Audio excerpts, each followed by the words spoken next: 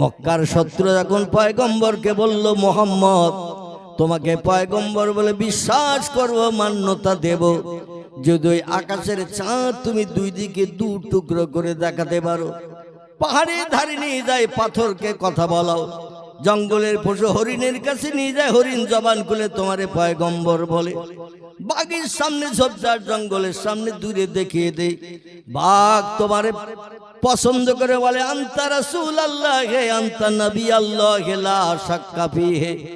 কোন জায়গায় নিয়ে পরীক্ষায় তোমারে ফেল করাতে পারে নাই, কারণ পৃথিবীর জমিনে জাদুকাঠি ঘুরিয়ে তুমি সব বশ করে রেখেছো, এই জন্য কোনোদিন তোমাকে আমরা ফেল করাতে পারি নাই।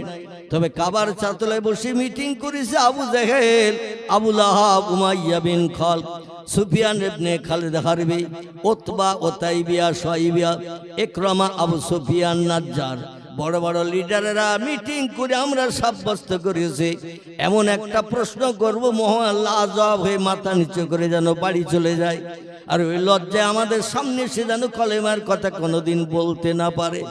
এই জন্য মিটিংয়ে সাব্যস্ত করে এসেছি, ও মোহাম্মদ আজকের চাঁদনি রাত, আকাশে চাঁদ আছে রাতের বেলা, তুমি যদি চাঁদ দু টুকরো করে দুই দিকে দেখিয়ে দিতে পারো, তাহলে বিশ্বাস করব তুমি আখেরি জামানার পয়গম্বর, বিশ্ববাসীর ত্রাণকর্তা, পরকালে জান্নাতের বাসিন্দা বানানোর দায়িত্ব নিয়ে মহামানব হয়ে তুমি পৃথিবীতে এসেছ। আজকের সেই স্বীকৃতি আমরা দেব। রসুল বলেন, সাদ্দাক্তা ইয়া জাদ্দি ইয়া আম্মি ইয়া আখি, ও পাড়ার দাদারা, চাচারা, ভাইরা, তোমাদের কথা তোমরা কে সত্য বলছো? ওরা বলল, না আমি ইয়া ইবনি মুহাম্মদ। আজকে সবাই মিলে মিটিং করে এটাই আমরা সাব্যস্ত করেছি। রসুল বলেন, ইযহাবিলা জাবাল, তাহলে আমার এই ঘরের পাশে, আমার বসত ঘরের পাশে ওই বাম দিকে যে পাহাড়টা উঁচু দেখতে পাচ্ছ, এই পাহাড়টির নাম হলো আবু কুবাইস। কি নাম? আবু কুবাইস। এখনো যদি আমাদের এলাকা থেকে কোনো ব্যক্তি হজে যায়, ওমরায় যায়, এই পাহাড়টা এখনো দেখার সুযোগ মানুষের নজরে আছে। যে পাহাড়ে আল্লাহ পাক পৃথিবীতে প্রথম রহমত বর্ষণ করেছিলেন আদম আলাইহিস সালাম এবং মা হাওয়ার মুখে হাসি ফুটানোর জন্য। জোরে বলুন একটু সুবহানাল্লাহ। নূহ নবীর জামানায় আল্লাহ পাক রব্বুল আলামিন তার জমানায় পাহাড়ে আল্লাহ রহমত বর্ষণ করে সেখানেও নবীর মর্যাদা রক্ষা করেছিলেন। জান্নাতি পাথর যেটা হাজরে আসওয়াদ, আমার ভাইরা, কাবা ঘরের দেওয়ালে রাখা আছে, এটাকে আল্লাহ পাক তিনি হেফাজত করেছিলেন। পরবর্তী ওই পাথর আবার পাঠিয়ে দিয়েছিলেন এই আবু কুবাইস পাহাড়ের বাবরকতে। জোরে বলুন একটু সুবহানাল্লাহ। নবী বলেন, ইযহাব ইলা জাবাল, চল আমার বাড়ির পাশে ওই পাহাড়টার উপরে একটু ওঠো, তাহলে তোমরা যেটা চাইছো সেটা দেখতে পাবে। আচ্ছা, এখন যদি কোনো বিজ্ঞানকে বলা হয়, Rousseau, Plato, Hegel, Montesquieu, Kant, ভয়েল, জার্নাল, মিলি, Thomas Carlyle, William Moore, Edward Gibbon, Goethe, Isaac Newton, গ্যালিলিওর দল, বড় বড় নামি দামি বিজ্ঞানী যারা হাজারো যন্ত্রপাতি মেশিন বানিয়ে বিশ্ববাসীর মুখে হাসি ফুটিয়েছে, এদের এখন যদি কবর থেকে, শ্মশান থেকে যারা মারা গেছে উঠিয়ে আনা হয়, এনে যদি বলা হয় আকাশের এই চাঁদের দূরত্ব তোমরা বলছো 2,32,000 মাইল দূরে এই পৃথিবীর জমিন থেকে চাঁদ অবস্থান করছে, তোমরা এই জমিনে দাঁড়িয়ে একটু চাঁদটা দু টুকরো করে দেখাও, কোন বিজ্ঞান দায়িত্ব নেবে একটু বলেন তো? কেউ নেবে? আমার ভাইরা, যেখানে মানুষ অপারগ, যেখানে মানুষ ফেল, সেখানে জয়ী হন কে? সেখানে জয়ী হন আল্লাহ সুবহানাহু তাআলা। আমরা যেটা চোখে দেখতে পাই না সেটা সবার আগে দেখতে পায় কে? আমরা যে খবর শুনতে পাই না সবার আগে সে খবরটা শুনতে পায় কে? আমরা যে কাজটা তাড়াতাড়ি করতে পারি না সে কাজটা সবার আগে করে দিতে পারেন কে? সেই আল্লাহ সুবহানাহু ওয়া তাআলা বললেন, হাবিব আপনার দায়িত্ব একটু দেশের জনগণকে নিয়ে পাহাড়ের মাথায় ওঠো, কারণ ওই পাহাড়ে আমি প্রথম রহমত বর্ষণ করেছি আমার কাদামাটির বানানো আদম বংশধরের জন্য। ওখানে যদি জনগণ নিয়ে উঠতে পারো, যেটা বলবে আমি সেটা কোন শব্দের মাধ্যম দিয়ে বলতে দেরি হবে, কিন্তু কাজ করে দেখাতে দেরি হবে না। নারায়ে তাকবীর। ১,৫০০ ফুটের মতো উঁচু, কিছু কম বেশি। এই পাহাড়টি এখনো আছে কাবা ঘরের দক্ষিণ পূর্ব দিকে। এই পাহাড়ের মাথায় পয়গম্বর ওদের ঠেলে নিয়ে তুললেন। আবু জেহেল, আবুল আহাব, উমাইয়া বিন খালদ, সুফিয়ান ইবনে খারধারবি, উতবা, ওতাইবিয়া, শুআইবা, ইকরামা, আবু সুফিয়ান, নাজ্জার, হযরত আব্বাস রাদিয়াল্লাহু তখনও কলেমা পড়েনি। আমার ভাইরা, এমন করে মক্কা নগরীর হযরত ওমর রাদিয়াল্লাহু তখনও কলেমা পড়েনি। সেই সময়কার কথা। ওরা সব চলে গেল এক দলে দলভুক্ত হয়ে পাহাড়ের মাথায়। পাহাড়ের উপরে সবাই যখন চলে গেল, রাসূল ডেকে বলেন, ইয়া আইয়ুহাল কামার, এ আকাশের চাঁদ, আমি আল্লাহর সত্য নবী যদি হয়ে থাকে, মাঝখান থেকে দ্বিখণ্ডিত হয়ে দুদিকে ভাগ হয়ে যাও। কথা বলতে দেরি হয় কিন্তু আল্লাহর কাজ করতে দেরি হয় না। 2,32,000 মাইল দূরে এই 1,500 ফুটের মতো উঁচু পাহাড়ের মাথা থেকে আওয়াজ হাওয়ায় চলে গেল। কোথায় আওয়াজ চলে গেল? কোথায়? চাঁদের কাছে চলে গেল। আল্লাহ কোরআনের 22 পারা সূরা ইয়াসিনে তত্ত্বকোট করে দিয়েছেন, ও ইন মিন শাইইন ইল্লা ইউসাব্বিহু বিহামদিহি। জোরে বলুন একটু আল্লাহু আকবার। যা কিছু চোখে দেখতে পাও, যা কিছু চোখে দেখতে পাও না, সব সৃষ্টি আমার হুকুমের মান্যতা দেয়, আমার নামের জপ জিকির করে, আমার নামের তাসবিহ পাঠ করে। আমি যেটা বলি সব সৃষ্টির সঙ্গে সঙ্গে সেটার মান্যতা দেয়। কারণ সব সৃষ্টি তার মান্যতা দেয়। কেবল একটা সৃষ্টি আমি শ্রেষ্ঠ বানিয়েছি বলে তারা আমার কথার মান্যতা দেয় না। এই সৃষ্টিটির নাম কি একটু জোরে বলেন? সব সৃষ্টি আমার হুকুমের মান্যতা দেয়, যারে যা বলি তারা তাই শোনে। একটা সৃষ্টি আমার হুকুমের মান্যতা দেয় না, আমার কথার দাম দেয় না। এই সৃষ্টিটার নাম কি? এই সৃষ্টির নাম হলো লাকাদ খালাকনাল ইনসানা ফি আহসানি তাকবীর। জোরে বলুন আল্লাহু আকবার। কোরআনের সূরা 3 ভিতরে আল্লাহ তত্ত্বকোট করে দিয়েছেন, পৃথিবীতে যত সৃষ্টি বাস করে, বর্তমান প্রযুক্তির বিজ্ঞানীরা স্যাটেলাইট নামক যন্ত্র বানিয়ে, দূরবীক্ষণ যন্ত্র বানিয়ে দূরের জিনিস কাছের কাছে বড় দেখতে পাওয়ার জন্য যা কিছু বানিয়েছে, দূরবীন, দূরবীক্ষণ যন্ত্র, এগুলো বানিয়ে বিজ্ঞানীরা বলছে পৃথিবীতে সৃষ্টির সংখ্যা বাড়তে বাড়তে বর্তমান 1.5 লক্ষ ছাড়িয়ে গেছে। কতটা? 1.5 লক্ষ ছাড়িয়ে গেছে। বাঘ একটা সৃষ্টি, ভল্লুক একটা সৃষ্টি, হাতি একটা সৃষ্টি, গন্ডার একটা সৃষ্টি, ইঁদুর একটা সৃষ্টি, কুকুর একটা সৃষ্টি, গরু একটা সৃষ্টি, ছাগল একটা সৃষ্টি, মশা একটা সৃষ্টি। এবার কত কোটি কোটি আছে, এটা পৃথিবীর বিজ্ঞানীরা এরা রিসার্চ করে গবেষণা করে ভোটার লিস্ট থেকে বলেছে পৃথিবীতে বেঁচে থাকা মানুষের সংখ্যা হলো 850 কোটির মতো। পৃথিবীতে দেশের সংখ্যা 256টি। কত বললাম? তাম পৃথিবীতে দেশের সংখ্যা হলো 256টি।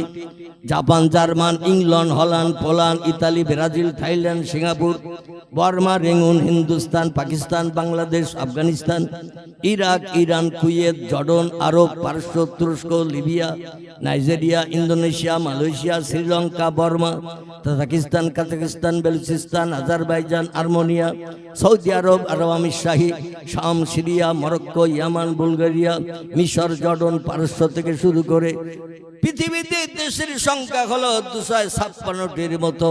এই 256টি দেশে বেঁচে থাকা মানুষের সংখ্যার তত্ত্ব দিয়েছে বিজ্ঞানীরা। ভোটার লিস্ট কালেকশন করে অ্যাকাউন্ট করে বলছেন 850 কোটির মতো মানুষ পৃথিবীতে বর্তমান হায়াতে বেঁচে আছে। যারা এই তথ্য দিয়ে আমাদের খুশি করলো, আমাদের মতো বেঁচে থাকা মানুষ পৃথিবীতে সব দেশ আছে 850 কোটি। ওদের কাছে যে একটু ঘুরিয়ে প্রশ্ন করেন মারা গেছে কত একটু বলে দিয়ে যাও, শুনে বাড়ি যাই। কত মানুষ মারা গেছে? বেঁচে থাকা তথ্যটা তো শুনলাম, মারা গেছে কত বলে যাও। ওরা দাঁড়াবে না, শ্বশুর বাড়ি যাওয়ার নাম করে সাইড হবে। শ্বশুর বাড়ি যাওয়ার নাম করে সাইড হবে, বলে চাচা ব্যস্ত আছে, শ্বশুর বাড়ি যাচ্ছি, পরে বাড়ি আসবো বুধবারের দিন, তখন দেখা করো, তথ্য দেব। আচ্ছা, ও চাচার ভয় আর শ্বশুর বাড়ি থেকে বাড়ি আসবে না, ঘর জামাই রয়ে যাবে? শ্বশুর বাড়ি ঘর জামাই রয়ে যাবে, কারণ বাড়ি আসলেই তো চাচা ধরবে আবার রাস্তায়। মারা গেছে কত মানুষ বলো? আমরা যেটা বলতে পারি না সে তথ্য দিতে পারে কে? বর্তমান প্রযুক্তির জ্ঞানী বিজ্ঞানীদের যদি আরো একটা প্রশ্ন ছুড়ে দেন, তোমরা জ্ঞানের চরম শিখরে পৌঁছে গেছো, উন্নতির চরম শিখরে পৌঁছে গেছো, তাম বিশ্বকে ত্রাস ভয় তোমরা দেখিয়েছো, মরণাস্ত্র অগ্নিঅস্ত্র বানিয়েছো, অ্যাটম বোমা, হাইড্রোজেন বোমা, রাসায়নিক জৈব বোমা, এক একটা বোমা বাস্ট করলে এক একটা দেশ ধূলিসাৎ করে দিতে পারো। ইরানের সঙ্গে এখন আমেরিকার চলছে না দ্বন্দ্ব, কারা কত নামি দামি বোমা বাস্ট করতে পারে এই নিয়ে চলছে দ্বন্দ্ব। এখন বিজ্ঞানীদের যদি ডেকে জিজ্ঞাসাবাদ করা হয়, তোমরা তো বলতে পারলে না মারা গেছে কত মানুষ, তবে একটু বলো আগামী ভবিষ্যৎ জেনারেশন মায়ের উদর থেকে কত মানুষ জন্ম নেবে, সামনে কত মানুষ জন্ম নেবে একটু বলো, পারবে বলতে? যেখানে মানুষ ফেল সেখান থেকে আল্লাহর জ্ঞানের প্রথম সূত্রপাত শুরু।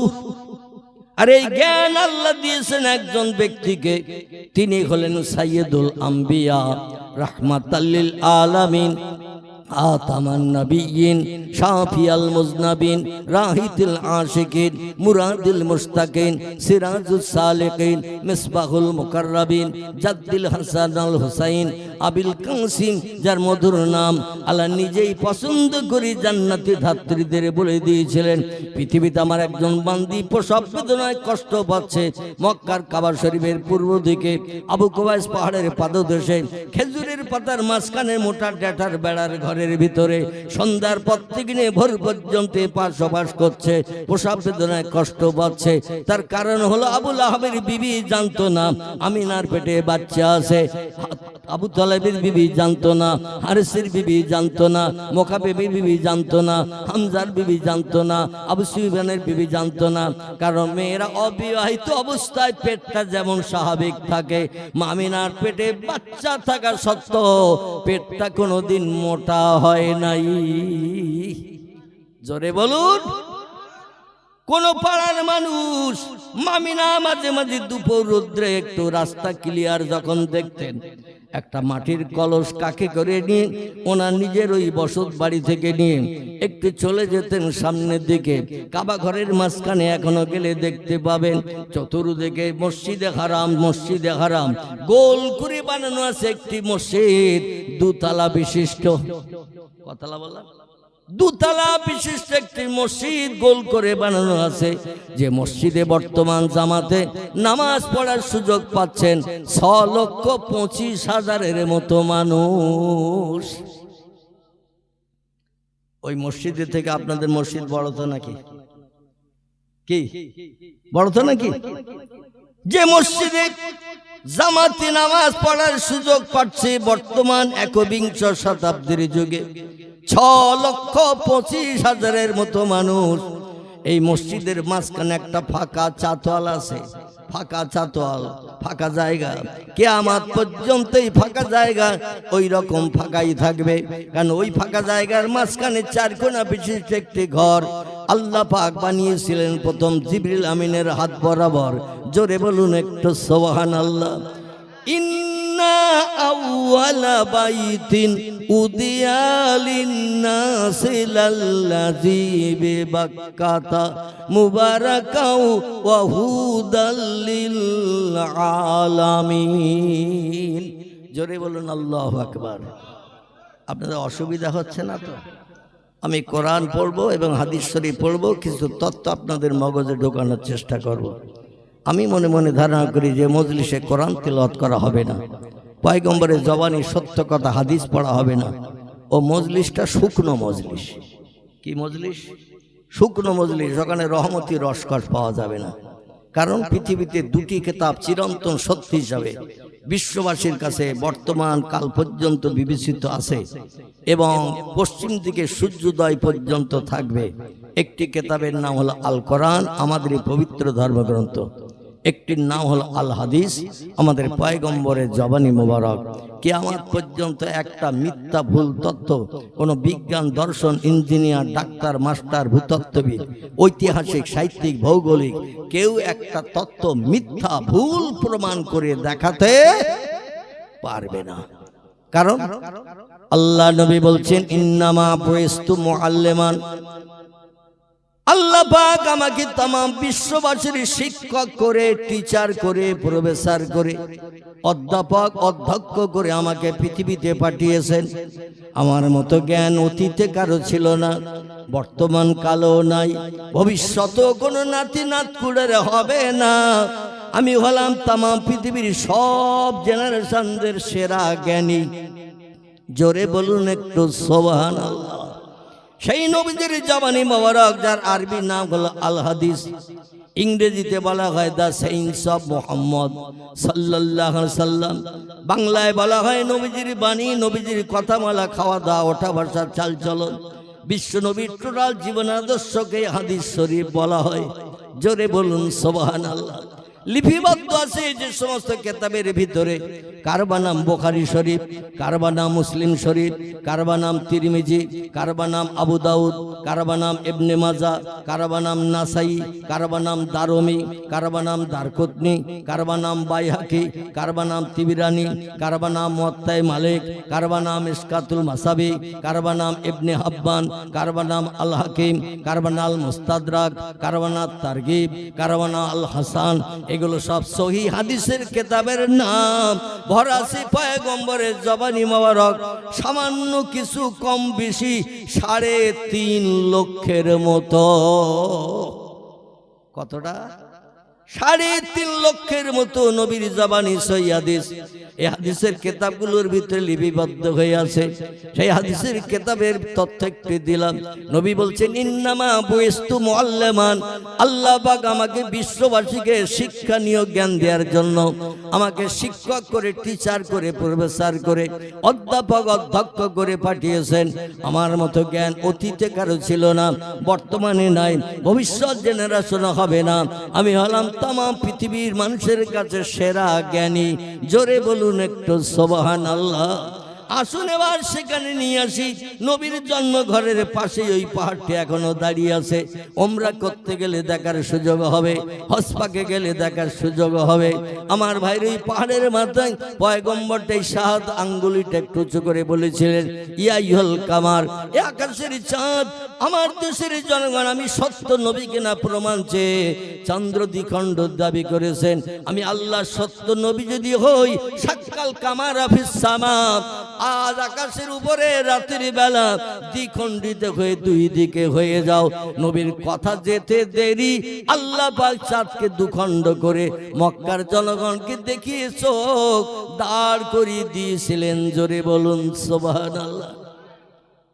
নবী বললেন মা সামেতা মা তারা ইয়া জাদ্দি আখি ইয়া জাদ্দি আখি ইয়াবি, ও আমার বাবার দল, চাচার দল, ও আমার ভাইয়ের দল, মা তারা কি দেখছো তোমরা বলো? ওরা বলো মোহাম্মদ দেখছি তো ভালো, যেটা চাইলাম সেটা করে দিলে। নবী বলছেন তাহলে আমি পয়গম্বর কিনা বলো? ওরা বলল মোহাম্মদ তুমি চন্দ্র দ্বিখণ্ডন করেছো আমরা দেখতে পাচ্ছি, তাই সঙ্গে সঙ্গে ধর্ম ছেড়ে দিয়ে তোমার ধর্ম মেনে নিতে হবে, এত তাড়াতাড়ি ধর্ম ছাড়া যাবে না।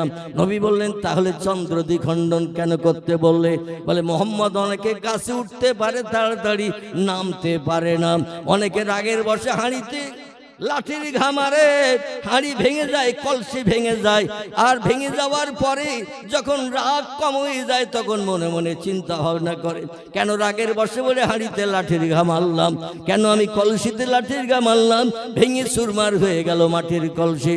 পরে পস্তায় দুঃখ অনুভব করে, ও মোহাম্মদ তুমি চন্দ্র দ্বিখণ্ডন করেছ, হাঁড়ি ভেঙে দিয়েছ, কেটে দুই দিকে দুভাগ করেছ, কিন্তু তুমি কেমন মেকার, আজ আমাদের বাস্তব চোখে দেখাতে হবে, যেটা তুমি লাঠি মেরে ভেঙে দিতে পারো আবার ওটা তুমি জুড়েও দিতে পারো, যদি তুমি আবার একটা করে দেখাতে পারো বুঝবো তুমি ভাঙতেও পারো জুড়তেও পারো, তোমার নেতৃত্ব মানলে ভবিষ্যতে লাভ ছাড়া লস হবে না। জোরে বলেন একটু। ওরা কি আর কম চেষ্টা করিয়েছে? 13 বছর ধরে, ক বছর? 13 বছর ধরে চেষ্টা চালিয়েছে পয়গম্বরকে অপমান করার জন্য। আমার ভাইরা, আল্লাহ যদি কোনো বান্দার সহায় হয়ে যায়, আল্লাহ যদি কোনো বান্দার আপন হয়ে যায়, ওই বান্দার আর কারো কাছে হাত পাততে যাওয়ার দরকার আছে নাকি?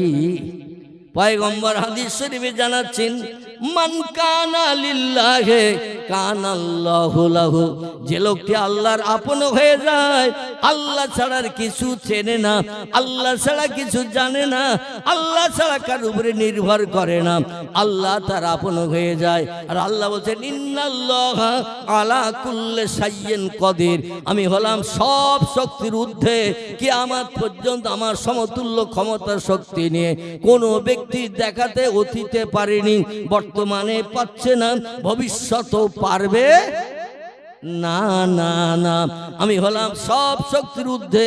তাই বলে যেন ধারণা করিও না এই পৃথিবী আমি বানিয়েছি বলে আমার বয়স অনেক বৃদ্ধ বুড়ো হয়ে গেছে, চোখের পাওয়ার লেস হয়ে গেছে, তোমাদের মতো গালের দাঁত আমার পড়েছে, মহাত্মা গান্ধী মার্কা বোকড়া হয়ে গেছি, আমি এখন আর লাঠি ছাড়া চলতে পারি না, এমন ধারণা যেন করিও না।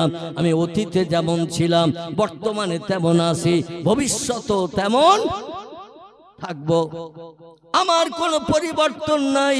আল্লাহু হাইয়ুন কাইয়্যুম, আমি অতীতে যেমন ছিলাম বর্তমানে তেমন আছি, ভবিষ্যতেও তেমন থাকবো, আমার কোনো পরিবর্তন নাই। তোমাদের পরিবর্তন হবে, তার কারণ তোমাদের খাওয়ার দরকার হয়, পেশাবের দরকার হয়, পায়খানার দরকার হয়, ঘুমানোর দরকার হয়, রোগ বেমারি হলে তোমাদের ইনজেকশন ট্যাবলেট খেতে হয়। আমি আল্লাহ, আমার সারা জীবন কোনোদিন রোগ হয় না, আমার কোনোদিন পেশাব লাগে না, আমার কোনোদিন পায়খানা লাগে না, জীবন আমি কোনোদিন ঘুমাই না। লাতা খুযুহু সিনাতু ওয়ালা নাউম, জোরে বলুন একটু আল্লাহু আকবার। আমার কোনোদিন ঘুম লাগে না, আর ইচ্ছা করে আমি ঘুমাই না, এই জন্য আমার কোনো পরিবর্তন নাই, আগে যেমন ছিলাম এখনো তেমন আছি, ভবিষ্যতেও তেমন থাকবো। আমার সঙ্গে কেউ পাল্লা দিতে এসো না, পাগল হয়ে মরে যাওয়া ছাড়া তোমাদের কোনো উপায় থাকবে না। জোরে বলুন একটু আমিন, জোরে বলুন একটু আমিন। আল্লাহ বলছেন তোমরা যন্ত্রপাতি মেশিন বানানোর কারণে যদি আমার উপরে উঠে থাকে এরকম ধারণা হয়, তাহলে আমার কোরআনে একটা আয়াতে গোটা 3 তত্ত্ব দিয়েছি, আর সময় দিলাম ইজা তুলিয়ে শামসে মাগরিবে হ ও গুরবে শামসে মাশরিকে হ, যতদিন পশ্চিম দিকে ভোরবেলা গাছের মাথার উপর দিয়ে ডগমগ করে সূর্যোদয় না হবে, ও গুরবে শামসে মাশরিকে হ, পূর্ব দিকে যতদিন সূর্য ডুবতে না যাবে, এই যুগ থেকে এই সময় থেকে সেই দুনিয়া ধ্বংস হওয়া পর্যন্ত, কিয়ামত হওয়া পর্যন্ত সময় দিলাম। বিজ্ঞান, দর্শন, ইঞ্জিনিয়ার, ডাক্তার, মাস্টার, ভূতত্ত্ববিদ, ঐতিহাসিক, সাহিত্যিক, ভৌগোলিক সবাই মিলে চেষ্টা করো, আমার সমান তোমরা কে হতে পারো, আমাকে একটু হাত তুলে দেখিয়ে দিও। আল্লাহ তোমার পাওয়ার যেমন আমাদেরও পাওয়ার তেমন, তোমার শক্তি যেমন আমাদেরও শক্তি তেমন, তুমি যেমন দীর্ঘজীবী আমরাও দীর্ঘজীবী। আমরা মেশিন বানিয়েছি, রাতের বেলা শুয়ে থাকি যখন ঘরে, মেশিনটা চালু করে দিয়ে শুই, আজরাইল যাতে ঘরে ঢুকতে না পারে। আচ্ছা, এরা মেশিন কোন দেশে হয়েছে? হ্যাঁ, Japan, German, England, Holland, Poland, Italy, Brazil, চীন, বর্তমান প্রযুক্তি যুগের উন্নততর দেশ, এমন একটা দেশের নামকরণ, ওই দেশে বিজ্ঞানীরা রিসার্চ করে গবেষণা করে মেশিন বানিয়েছে। রাতের বেলা যখন শুয়ে পাবে মাথার পাশে চালু করে দেবে, আর মেশিনের ভয়ে আজরাইল আর ঘরে ঢুকবে না, কারো প্রাণ নাশ করতে পারবে না। আচ্ছা, এরা মেশিন যদি বিজ্ঞানীরা বানায় আর দাম যদি 7 লাখ কি 10 লাখ টাকা করে, মানুষ জায়গা জমি সব বিক্রি করে মেশিন কিনবে না কারণ মরণের হাত থেকে পৃথিবীর সব সৃষ্টি বেঁচে থাকতে চায়। আমার ভাইরা, পৃথিবীর বিজ্ঞানীরা যদি এমন মেশিনও বানায় কিংবা এমন ঔষধ যদি বানায়, এই ঔষধটা 3 পান খেয়ে নেবে, সকালে দুপুরে সন্ধ্যায় 3 বার যদি কোনোদিন খেয়ে নিতে পারো, তাহলে 350 বছর তোমার আর মরণ হবে না, মরণের চিন্তা করতে হবে না। ওষুধ তোমার 350 বছর বাঁচিয়ে রাখবে। এরকম ওষুধ যদি কোনো দেশ বানায়, মানুষ হিড়িক পড়বে কিনা ওই ওষুধ কেনার জন্য। আল্লাহ বলছেন, কুল্লু নাফসিন যায়িকাতুল মাউত, প্রত্যেকটি প্রাণীর মরণের আশ্বাস চাকানো হবে। মরণের হাত থেকে কেউ নিষ্কৃতি পেতে পারেনি এবং পারবে না। এই জন্য মরণের কাছে তোমাদের মাথা নত করতে হবে। মরণ থেকে তোমরা কেউ নিষ্কৃতি পাবে না, জয়ী হতে পারবে না। ও দুনিয়ার মানুষ, এই জন্য আমার কোরআনকে মিথ্যা বানিয়ে ওষুধও কেউ বানাতে পারবে না। কোনো যন্ত্র মেশিনও কিয়ামত পর্যন্ত বানাতে পারবে না। যেই যন্ত্র মেশিন চালু করে দিলে সলিমউদ্দিন চাচার আর মরণ হবে না। এটা হলো চিরন্তন সত্য কোরআন।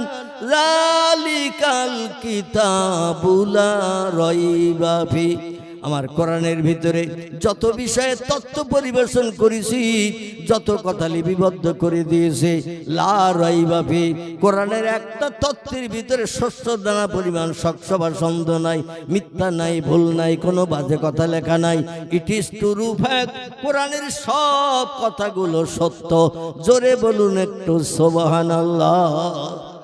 পয়গম্বরকে বললেন মক্কাবাসীরা, মুহাম্মদ রাগের বসে পড়ে অনেকে লাঠি মেরে হাঁড়ি ভাঙতে পারে, পরবর্তীতে মনে মনে দুঃখ পায়, কষ্ট পায়, কেন আমি হাঁড়িটা ভেঙে ফেললাম, কলসিটা ভেঙে ফেললাম, ক্ষতি করে ফেললাম, একটু ধৈর্য ধারণ করলে ভালো হতো। ও মুহাম্মদ, এখন এই ভাঙা হাঁড়ি, ভাঙা চাঁদ তুমি জোড়া দিয়ে দিতে পারবে, তাহলে বুঝবো তুমি ভাঙতেও পারো, গড়তেও পারো। তোমার নেতৃত্ব মানা ছাড়ার কোনো উপায় থাকবে না। নবী আবার ডেকে বলেন, আকাশের চাঁদ, তুমি পূর্বে যেমন ছিলে তেমন হয়ে যাও। 2,32,000 মাইল দূরে নবীর কণ্ঠের আওয়াজ যাওয়ার আগে চাঁদকে আল্লাহ পাক আবার চম্বকের কানেকশনের মতো লোহার পাশে চম্বক ধরলে চম্বকে লোহাটা যেমন ক্যাট করে টেনে নেয়, দুটি চাঁদ ওই রকম এক জায়গায় জোড়া লেগে গেল। জোরে বলুন একটু সুবহানাল্লাহ, নারে তাকবীর। নবী বললেন, মা তারা ইয়া জাদ্দি আম্মি আখি, ও ভাইরা কি দেখলে? বলে, দেখলাম তো মুহাম্মদ। বলে, তোমরা তো ওয়াদা করেছিলে আমি চন্দ্র দ্বিখণ্ডন করে দেখাতে পারলে কলেমা পড়বে। তারপর দুটো করার পর আবার দাবি করলে জোড়া দেওয়ার কথা, তাও জোড়া দিয়ে দিলাম, এবার কলেমা পড়ো এই পাহাড়ের উপরে। ওরা বলে, মুহাম্মদ অন্তত 1 সপ্তাহ সময় দিতে হবে, চিন্তা ভাবনা করতে হবে। আমার ভাইরা, আসলে মাইয়াহদিহিল্লাহু ফালা মুদিল্লা লাহ ওয়া মাইয়ুদলিলহু ফালা হাদিয়া লাহ। জোরে বলুন একটু আমিন। আল্লাহ বলছেন, আমি যারা হেদায়েত দান করব, ও মুহাম্মদ বেশি পরিশ্রম তোমার করতে হবে না। আর আমি যারা হেদায়েত দেব না, তুমি 1000 চেষ্টা করো ওই লোকটি কলেমা পড়ে মুসলমান হবে না। জোরে বলুন একটু সুবহানাল্লাহ। মাইয়াহদিহিল্লাহু ফালা মুদিল্লা লাহ, আমি যারা হেদায়েত দেব সেই লোকটিকে তুমি গোমরা বানিয়ে রাখতে পারবে না। আবার আমি যারা গোমরা বানিয়ে রাখবো, তুমি 1000 চেষ্টা করলেও তারা হেদায়েত দিয়ে জান্নাত হালাল বানাতে পারবে না। হেদায়েতের দায়িত্ব কার হাতে? পৃথিবীতে সব থেকে সেরা বক্তার নাম কি? একটু সকলে জোরে বলেন। যার মতো বড় বক্তা, বড় ওয়াইজিন, বড় শিক্ষিত মানুষ এই পৃথিবীতে আর 2 জন ছিল না। এই লোকটার নাম কি হতে পারে? এই লোকটার নাম পৃথিবীতে সব থেকে সেরা জ্ঞানী, সেরা শিক্ষিত, সেরা বক্তা, সেরা ওয়াইজিন। তার উপরে আর বক্তৃতা জগতে কেউ নাই এবং ভবিষ্যৎও হবে না। এই লোকটার নাম বলতে পারছেন না? না, এই পৃথিবীতে বক্তা হিসাবে মানুষের ভিতরে সেরা বক্তাকে, সেরা ওয়াইজিনকে, তিনি আলহামদুলিল্লাহ তিনি হলেন সাইয়্যিদুল আম্বিয়া রাহমাতাল লিল আলামিন খাতামান নবিয়্যিন। 13 বছর ধরে কলেমার দাওয়াত দিয়েছেন আবুল হাবের কাছে, আবু তালেবের কাছে, উঠতে বসতে ঘুরতে ফিরতে।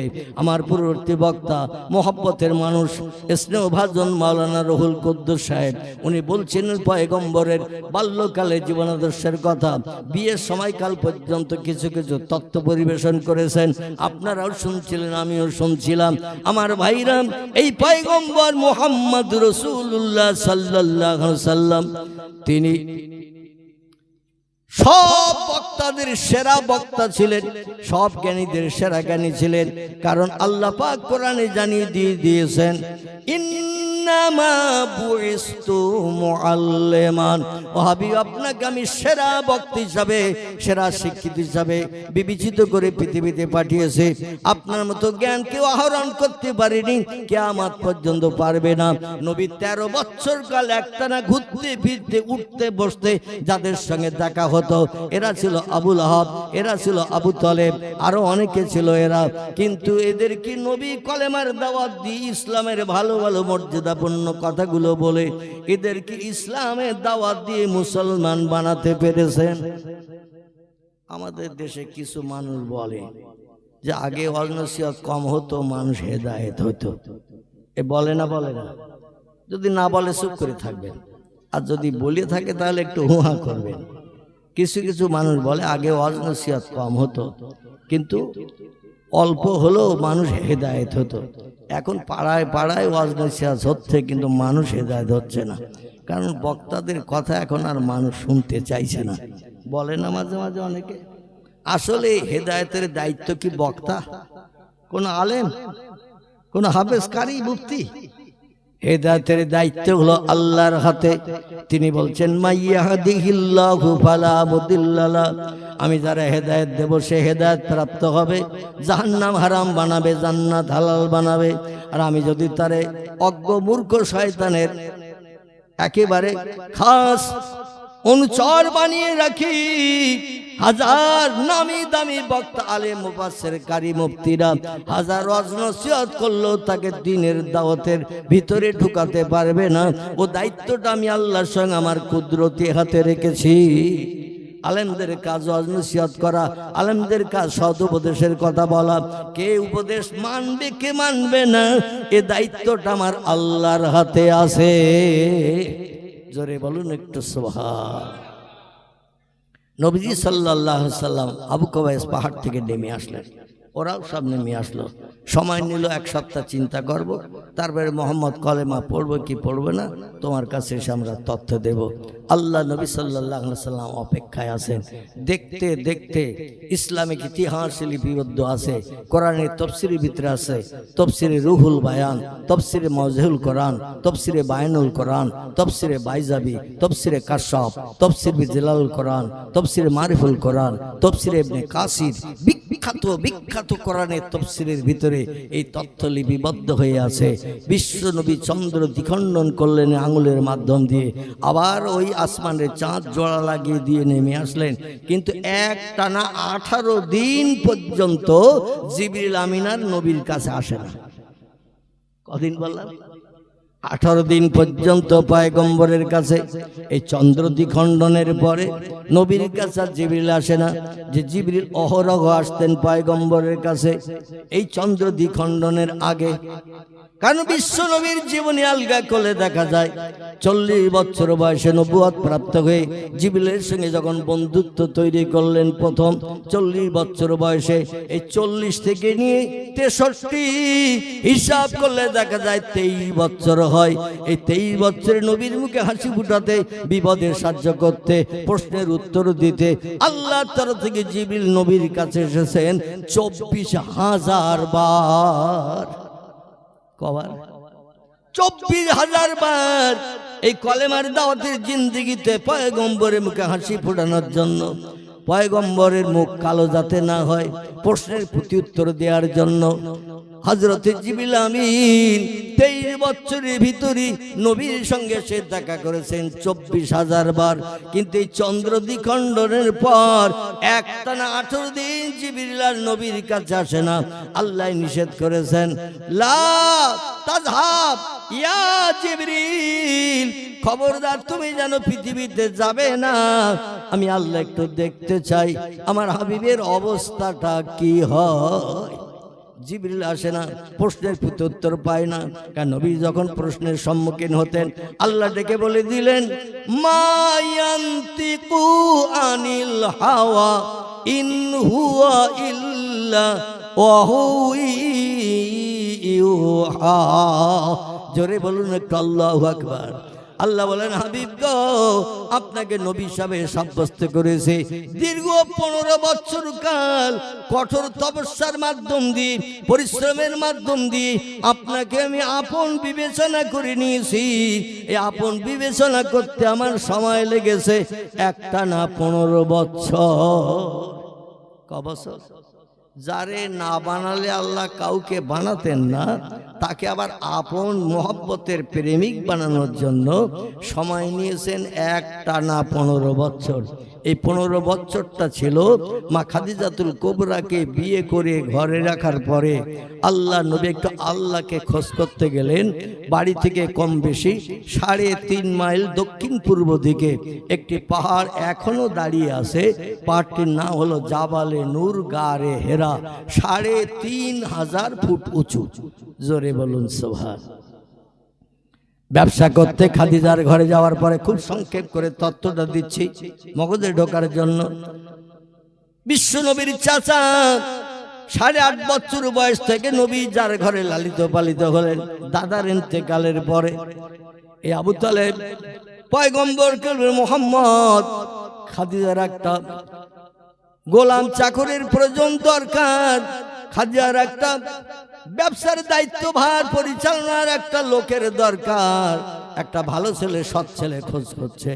মক্কার অধিকাংশ ব্যক্তিরা তোমার নাম খাদিজার কাছে করেছে, কারণ মক্কা নগরীতে ওই যুগে ওই সময় মেয়েদের ভিতরে শুধু নয়, পুরুষদের ভিতরেও খাদিজার মতো অর্থ সম্পদ আল্লাহর কাউকে দেন নাই। জোরে বলুন একটু সুবহানাল্লাহ। ব্যবসা করতে লোকজন পাঠায়, ওরা ব্যবসা করে টাকা পয়সাগুলো গোছ করে নিয়ে খাদিজার কাছে এসে যখন দেয়, খাদিজা পুটলি খুলে দেখে লাভ 3 ডবল 4 ডবল বেশি। আল্লাহ বলেন, খাদিজা রে, তোমার ব্যবসায় লাভ এই জন্য দিচ্ছি, আগামীতে আমার পয়গম্বরের আপনজন তুমি হবে। আমার পয়গম্বরের 3 গরিব দুঃখী বাপ হারা মা হারা এতিম, জায়গা নাই, জমি নাই, ঘর বাড়ি নাই, খেজুরের পাতার মাঝখানে ডিটা দিয়ে বানানো বিশ্ব নবী মুহাম্মদ রাসূলুল্লাহর মায়ের ঘর। এই জন্য খাদিজা, তোমার অর্থগুলো আমার পয়গম্বরকে দ্বীনের দাওয়াতে কাজে লাগবে, কলেমার দাওয়াতে প্রচার করতে কাজে লাগবে। পয়সাগুলো এখন জোগাড় করো, আমার পয়গম্বর যখন আমার প্রেমিক বান্দা সাব্যস্ত হবে, মক্কায় কলেমার দাওয়াত দেবে, দুঃখীর দুঃখ মোচন করবে, অভাবীর অভাব দূর করবে, ক্ষুধার্তের ক্ষুধা নিবৃত্তি করবে, ক্রন্দনরত ব্যক্তির চোখের বাণী মোচন করবে। বিশ্বনবীর আদর্শগুলো দেখে দলে দলে মানুষ কলেমা পড়ে আমার নবীর ছায়াতলে আশ্রয় গ্রহণ করবে। পয়সা এখন জোগাড় করো, একদিন আমার নবীর প্রয়োজনে কাজে লাগবে। আমার ভাইরা, বিশ্ব নবীর আদর্শ চরিত্র আখলাক ব্যবহার দেখে মা খাদিজাতুল কুবরা 20-22 বছর বয়স থেকে নিয়ে 40 বছর বয়স পর্যন্ত 16, 18 কিংবা 20 বছর এই অবিবাহিত, এই বাচ্চারা, এই এই মানে শয়তান এদের দিয়ে অ্যাকশন করাচ্ছে। আল্লাজি ওয়াসবেসো ফি সুদুরিন নাস, শয়তান জেনের ভেতরেও থাকে, মানুষের ভেতরে থাকে। আপনারা শুনছেন, শয়তান পছন্দ করতেছেন, এদের দিয়ে অ্যাকশন চালাচ্ছে। ওরা তো শুনবে না, আপনাদের শুনতে দেবে না, বক্তার বক্তৃতা করে। এখনো ওদের কেউ টানেনি, ওদের এখনো কেউ টানেনি, ধরেনি। এই ঘুম লাগেনি তোর? আর এই ঘুম লাগেনি তোদের দুজনের? হ্যাঁ, টপ করে দিয়ে খেয়ে শুই বল। টপ করে খুশি পড় একটু মহব্বতে কলেমার জিকির লা ইলাহা ইল্লাল্লাহ লা ইলাহা লা ইলাহা ইল্লাল্লাহ মুহাম্মাদুর রাসূলুল্লাহ নবী ও বকর গারে সুরে নবী ও বকর গারে সুরে সেই নামের ওই জিকির করে তাই না দেখে মাকড় সাথী জাল বুনিয়া যায় কবুতর এসে পাশে বসে স্মরণ করে তাই বলো লা ইলাহা ইল্লাল্লাহ লা ইলাহা ইল্লাল্লাহ লা ইলাহা ইল্লাল্লাহ মুহাম্মাদুর রাসূলুল্লাহ। বিজ্ঞানীরা তথ্য দিয়েছে এই পৃথিবীর জমিন থেকে সূর্যের দূরত্ব হলো 9,30,00,000 মাইল দূর। এত দূরে সূর্য অবস্থান করছে পৃথিবীর জমিন থেকে। এই সূর্য যখন দুপুরবেলা রৌদ্র দেয়, আল্লাহ নবী 7 জন ব্যবসায়ীকে নিয়ে সিরিয়ার দেশে ব্যবসা করতে যাচ্ছেন খাদিজার মাল মাত্রা নিয়ে। দুপুর রৌদ্রে ব্যবসায়ীরা সব আবার এই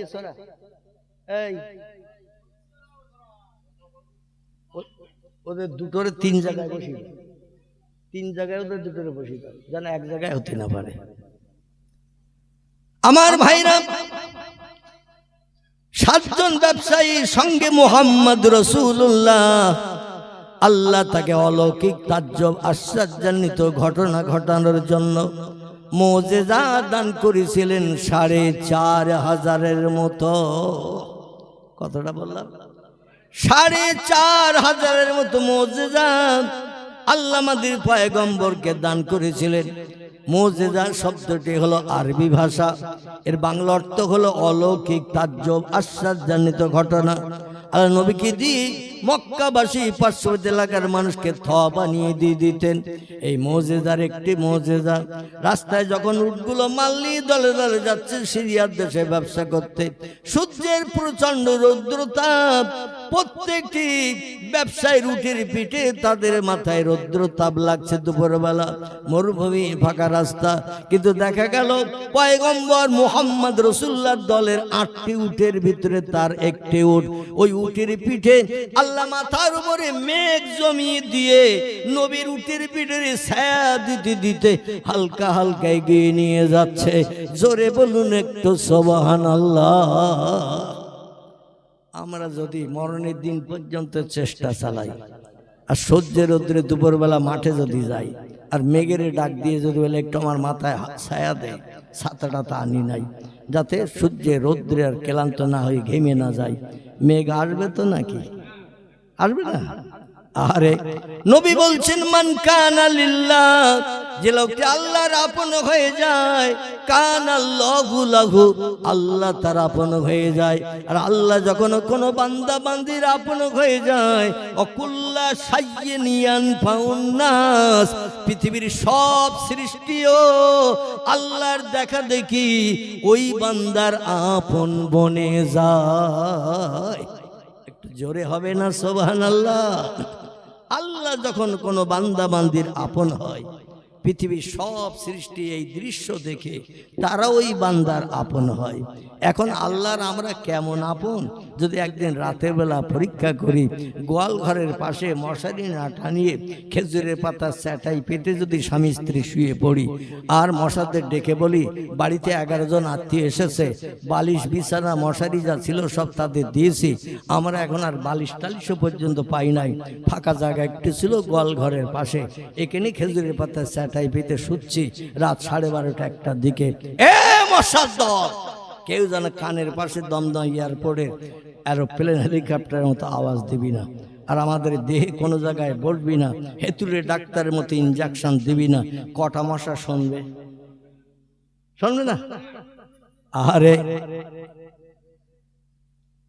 আল্লাহ পাক রব্বুল আলামিন এই পৃথিবীতে দুটি দলের নমুনা তার পাক কালাম কোরআন মজিদের ভিতরে দেখিয়ে দিয়েছেন। একটি দলের নাম হলো নবী আম্বিয়ার দল, একটি দলের নাম হলো ওলি আউলিয়ার দল। এই দুটি দলের মানুষ আল্লাহর অতি আপন হয়েছেন, আর আল্লাহ তাদের আপন হয়েছেন। তাদের জীবনী আলগা করলে দেখা যায় হিংস্র জন্তু বাঘ থেকে শুরু করে আজ যত সৃষ্টি ক্ষুদ্র মশা, এমনকি সারপোকা উকুন পর্যন্ত আল্লাহ প্রেমিক বান্দা বান্দীদের সঙ্গে কোনো দুর্ব্যবহার করেনি। জোরে বলুন একটু সুবহানাল্লাহ, নারায়ে তাকবীর। একটা বাস্তব তত্ত্ব দিক বুঝতে সুবিধা হবে, শুধু নবীর দল নয় আমার ভাইরা, আল্লাহ পাক আরেকটি দলের নাম করেছেন। এই দলটির নাম হলো ওলির দল। আলা ইন্না আউলিয়া আল্লাহে লা খাউফুন আলাইহিম ওয়ালা হুম ইয়াহজানুন। ও পৃথিবীর মানুষেরা শোনো, হাফেজ সাহেব শোনো, কারি শোনো, আলেম শোনো, মুফতি শোনো, মসজিদের ইমাম শোনো, মুয়াজ্জিন শোনো, মুক্তাদি শোনো, চাষি শোনো, তাঁতি শোনো, এমন করে কামার শোনো, কুমোর শোনো। এইভাবে যত দলের মানুষ, মাস্টার, ডাক্তার, বিজ্ঞান, দর্শন, ইঞ্জিনিয়ার, যত দলের মানুষ পৃথিবীতে তোমরা বাস করছো, তোমরা কেউ আমার আপন নও। এই পৃথিবীতে আমার আপন হলো দুটি দল। একটি দলের নাম হলো নবীর দল।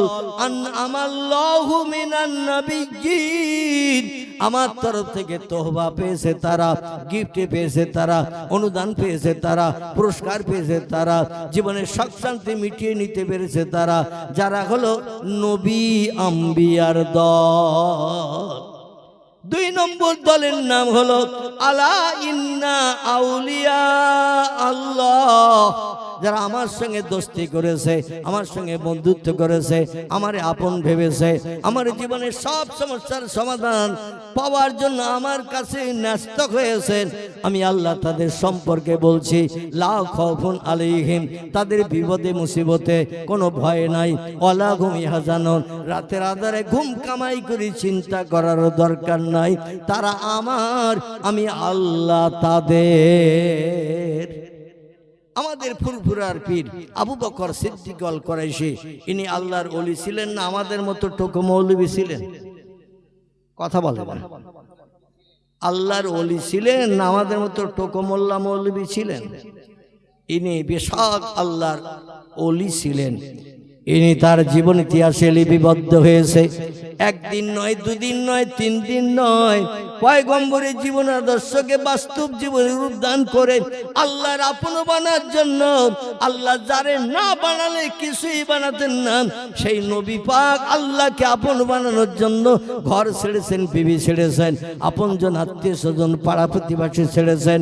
ছেড়ে দিয়ে একদিন, দুদিন, 3 দিন নয়, ইতিহাস আলগা করলে, সিরাতুন নবী আলগা করলে আপনি দেখতে পাবেন একটানা 15 বছর কাল 3500 ফুট পাহাড়ের মাথায় একটা গুহার ভিতরে ঢুকেছে আল্লাহ আল্লাহ সুবহানাল্লাহ আলহামদুলিল্লাহ লা ইলাহা ইল্লাল্লাহ, এইভাবে মাবুদের নামের জপ জিকির রাত দিন 24 ঘন্টা করতে শুরু করেছেন একটানা 15 বছর কাল।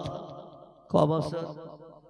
আচ্ছা, আল্লাহর নবীকে যদি আল্লাহকে আপন বানাতে ঝোপঝাড় জঙ্গল কিংবা পাহাড়ি নির্জন এলাকা যেখানে ঘরবাড়ি লোকজন কিছু নাই, সেখানে যদি কাল কাটাতে হয় আল্লাহকে আপন বানানোর জন্য 15 বছর, তাহলে আমাদের একটু কম সময় লাগবে তো নাকি? কথা বলে না। আল্লাহকে আপন বানাতে আমাদের একটু সময় কম লাগবে তো নাকি, না বেশি লাগবে? বেশি লাগবে। কিন্তু দুর্ভাগ্য, ওলিদের জীবনী শুনি, নবীদের জীবনী শুনি, কিন্তু আল্লাহকে আপন বানিয়েছেন যে পরিশ্রম করে, কষ্ট করে, রাত জেগে ঘুম হারাম করে, বিবি বাচ্চার মায়া ছেড়ে যে লম্বা টাইম সময় দিয়ে আল্লাহরে আপন বানিয়েছেন। আমরা 15 বছরের জায়গায় 15 মাস কে আল্লাহকে আপন বানানোর জন্য সময় দিতে পেরেছি। 15 মাসের কথা বলবো না, 15 মাসের জায়গায় যদি 15 সপ্তাহ বলি, তাও কি আমরা বিবি বাচ্চা সংসার ধর্ম পরিত্যাগ করে আল্লাহকে আপন বানানোর জন্য পয়গম্বরদের মতো, ওলিদের মতো আমরা কি 15 সপ্তাহ একটানা সময় দিতে পেরেছি? 15 সপ্তাহ বলবো না, আসুন আরো কম করে নিয়ে আসি। শুধু আল্লাহর আপন আমি, আল্লাহর আপন হয়ে যাব আমি, যা চাইবো তাই পাবো, এ 4টে খানি বিষয় নয়। আমরা 15 সপ্তাহের জায়গায় 15 দিনও কি একটা না বিবি বাচ্চা ছেড়ে সংসার ধর্ম পরিত্যাগ করে হাট বাজার ছেড়ে দিয়ে আমার ভাইরা মাবুদের জামন্দির জন্য আল্লাহ আল্লাহ আল্লাহ আল্লাহ এই নামে জপ জিকির ঘুম হারাম করে আমরা 15 দিনও কি একটা না করতে পেরেছি? আবু বকর সিদ্দিক আল কুরাইশি আল্লাহর মহান নবী মুহাম্মদ রাসূলুল্লাহ জীবনের দিকে দৃষ্টি নিক্ষেপ করে উনি বলে নির্জন জায়গায় যেতে হবে, দুনিয়ার আবহাওয়া পরিবর্তন করতে হবে, সংসার ধর্ম ছাড়তে হবে, মাবুদকে নির্জনে ডাকতে হবে। ওনার বাড়ি থেকে নিন ফুরুপাড়া দরবার শরীফের বাড়ি থেকে নিন ওই জাঙ্গিপাড়ার দিকে যেতে, যে মেন রোড জাঙ্গিপাড়া থানা, ওই রোডে একটি জায়গা ছিল ফাঁকা জায়গা, এখনো গেলেও দেখতে পাবেন। জায়গাটির নাম হলো ধনপোতা। কি নাম বললাম? জায়গাটির নাম হলো ধনপোতা। ইনি একটানা বিবি বাচ্চা আপনজন ছেড়ে রাতের বেলা আল্লাহকে আপন বানানোর জন্য 22 বছর কাল ধনপতার ঝোপের ভিতরে, যেখানে হিংস্র জীবজন্তুর বসবাস ছিল, দিনের বেলা কোনো মানুষ ওই ধনপতার এলাকা দিয়ে রাস্তা পাস হতো না, হিংস্র জীবজন্তুর আক্রমণের ভয়ে সেই জঙ্গলের ভিতরে একটানা 22 বছর কাল মাবুদের নামের জপ জিকির করেছেন। সেই খোদার কসম, একটা মশাও পর্যন্ত তার কানের পাশে আওয়াজ দেয় নাই। আর আমরা যদি মশারি না টানিয়ে গোয়াল ঘরের পাশে শুই, ও মনের আনন্দে হেতু ডাক্তার মতো ইনজেকশন চালাবে না? চালাবে না? চালাবে না? চালাবে না? চালাবে। কারণ আমাদের 1 পয়সা মূল্য পৃথিবীর কোনো সৃষ্টি দেয় না। কারণ আমরা তাদের কাছে মূল্য পেতে পারবো তখন আল্লাহর অতি আপন হয়ে যাব যখন। জোরে বলুন একটু সুবহান। এই 22 বছর কাল ঝোপের ভিতরে মাবুদের নামের জপ জিকির করে পীর বাকি বিল্লাহর নাম শুনেছেন, খাজা মঈনুদ্দিন চিশতি আজমিরির নাম শুনেছেন, পিরানি বীর দস্তগীর মহিউদ্দিন আব্দুল কাদের জিলানীর নাম শুনেছেন। এমন করে আরো বড় বড় আল্লাহর ওলিদের জীবনী আলগা করে দেখেন। বাইজিদ বুস্তামির নাম শুনেছেন, শেখ ফরিদুদ্দিন আত্তারের নাম শুনেছেন। 36 বছর কাল একটানা জঙ্গলের ভিতরে বসে বসে মাবুদের নামের জপ জিকির করেছেন। 12 বছর কাল বাইজিদ বুস্তামি জঙ্গলের ভিতরে বসে বসে আল্লাহর নামের জপ জিকির করতে শুরু করেছেন। 12 বছর কাল পেরিয়ে যাওয়ার পরে একটু উপরের দিকে তাকিয়ে দেখে ওই যে গাছের তলায় বসে বসে তিনি মাবুদের নামের জপ জিকির করেছেন। একদিন দুদিন নয়, 1 মাস 2 মাস নয়, একটানা 12 বছর কাল। আল্লাহর তরফ থেকে কোন নমুনা কি আমার উপরে এসেছে? মাথাটা উঁচু করে উপরের দিকে তাকিয়েছে, আর যে গাছের তলায় বসে বসে আল্লাহর নামের জপ জিকির করছিলেন, ওই গাছের ডালে বসে একটা কাক খা খা করে ডাকতে শুরু করেছে। যেই মুখ উঁচু করে তাকিয়েছেন আর কাকেরও লেগেছে তখন পায়খানার চাপ। গাছের ডালে বসে কাক পায়খানা করে দিয়েছে, আর পায়খানাটা পড়বে না পড়বে, নরম তরল পায়খানা। বাইজিদ বুস্তামির সারা মুখ সব পায়খানায় ভর্তি হয়ে গেছে। কোথায় পানি কোথায় কি? 12 বছর কাল এখানে শুধু মাবুদের নামে জপ জিকির করছি, আল্লাহর উপরে তাওয়াক্কুল করে আসি। ইন্নাল্লাহা ইয়ারযুকু মাইয়াশাউ বিগাইরি হিসাব। আল্লাহ কোরআনে বলছেন রিজিক পরিবেশনের দায়িত্ব আমি আল্লাহ আমার। কে খাবে কে খাবে না ও দায়িত্ব আমার, তবে কাউরে আমি না খাইয়েও মারি না। জোরে বলুন একটু সুবহান। কাউকে না খাইয়েও মারি না। আমি প্রত্যেকটি সৃষ্টির জন্য রিজিকের পরিবেশন করি। শুধু তাই নয়, সে আজকের কি খাবে এখান থেকে 40 দিন আগে আল্লাহ ওটা ঠিক করে রেডি করে রাখে। কারণ দিনের দিন এক একজন এসে বলে আমার খাবার দরকার, আমার খাবার দরকার, ও বলে আমার এটার দরকার, ঝামেলা দেখা দেবে। তাই 40 দিন আগের থেকে আমি সব রিজিক পরিবেশন করে ঠিকঠাক করে রাখি। জোরে বলুন সুবহানাল্লাহ। বাইজিদ বলে আল্লাহ আজ 12 বছর কাল একটা না মা ছাড়লাম, আপনজন ছাড়লাম, লোকালয় ছাড়লাম, দেশ ছাড়লাম, গহীন জঙ্গলের ভিতরে নির্জনে নিরালা এসে মাবুদের নামে জবজেকের করে আমার তকদিরের নসিবে জুটলো কাগের পায়খানা। সারা মুখ আমার পায়খানা করে নোংরা করে দিয়ে দিল। এখন তাহলে আমার ইবাদতে কি কাজ হলো? বাইজিদ বোস্তামি একটু মনে মনে একটু রাগ মতো হলো, একটু মনে মনে রাগ হয়েছে, তুই পায়খানা করি অন্যদিকে কর, আমি আল্লাহর ইবাদত করছি, আবার এখান থেকে উঠে আমার পানি খোঁজ করতে হবে, কোথায় পানি আছে মুখ ধুতে হবে, আল্লাহ জব জিকিরে আবার আমার মত্ত হতে হবে। তো তোর সারা দুনিয়ায় এত জায়গা তোর জায়গা হলো না, আমার মুখটাই তুই পায়খানা ছেড়ে দিলা, টোটা পড়বি না পড়বি, আমার সারা মুখমণ্ডল সব নোংরা ছিটকে পুড়ে চতুর্দিকে লেগে গেল। একটু রাগের বসে পুড়ে কাগের দিকে একটু ফিরে তাকিয়েছে। আমরা মাঝে মধ্যে বাচ্চারা বদমাইশ টাইশি করলে একটু মেজাজ গরম করে চোখ মোটামোটা করে তাকাই না, একটু তাকায় যাতে ভয় পেয়ে যেন অপরাধমূলক কাজ আর না করে। এখন একটু মেজাজ গরম করে তাকিয়েছে। আর বাইজিদ বোস্তামির 12 বছর ইবাদতের প্রতিদান, তোর চোখে আল্লাহ এমন একটা পাওয়ার দিয়েছে, কাগের দিকে যেই ফিরে তাকিয়েছেন সঙ্গে সঙ্গে কাগের গায়ে আগুন ধরিয়ে দাউ দাউ করে পুড়িয়ে কাকটা ছাই হয়ে তলায় পড়ে গেছে। চোখের পাওয়ার বুঝতে পারতেছেন তো? এই চোখের পাওয়ার একটু রাগের মেজাজে তাকিয়েছেন আর সঙ্গে সঙ্গে আগুন ধরিয়ে দিয়ে দাউ দাউ করে পুড়িয়ে ছাই হয়ে গাছতলায় কাকটা পড়ে গেছে, পুড়িয়ে ছাই হয়ে পড়ে গেছে। বাইজিদ তখন বলছে আল্লাহ, মনে মনে ধারণা করছিলাম আমার ইবাদতে বোধহয় কোনো কাজ হয়নি, কিন্তু এখন দেখছি তো ভালোই কাজ হয়েছে। একটু মেজাজ গরম করে রাগ করে তাকালেই তো ভালোই অ্যাকশন হয়। তাহলে 12 বছরে যখন আমার চোখের পাওয়ার এত হাই হয়ে গেছে, তাহলে এই জঙ্গলে থাকার কি দরকার? লোকালয়ে চলে যাব, লোকজন আমার সঙ্গে যে দুর্ব্যবহার করে, কথা যদি না শোনে, ওই রকম গরম মেজাজ তাকাবো আর পুড়িয়ে পুড়িয়ে সব ছাই বানিয়ে দেব। লোকজন যদি কথা না শোনে, পুড়িয়ে পুড়িয়ে ছাই বানিয়ে দিয়ে দেব। বাইজিদ বোস্তামি জঙ্গলে আর থাকে না, লোকালয়ে চলে আসার জন্য পরিকল্পনা নিয়েছেন। জঙ্গল ছেড়ে হাঁটছেন, হাঁটতে হাঁটতে হাঁটতে হাঁটতে আসরের নামাজের সময় হয়ে গেছে। রাস্তায় চলছেন বাইজিদ বোস্তামি, এদিকে ওদিকে তাকাচ্ছেন পানি টানি আছে নাকি, কিন্তু পানির কোনো নহর কুয়া খাল কিছুই দেখতে পাচ্ছেন না।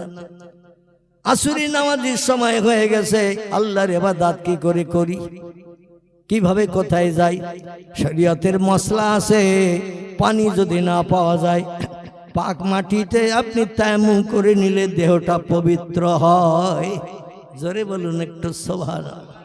তবে পানি পাওয়া গেলে তায়াম্মুমে কিন্তু কাজ হবে না।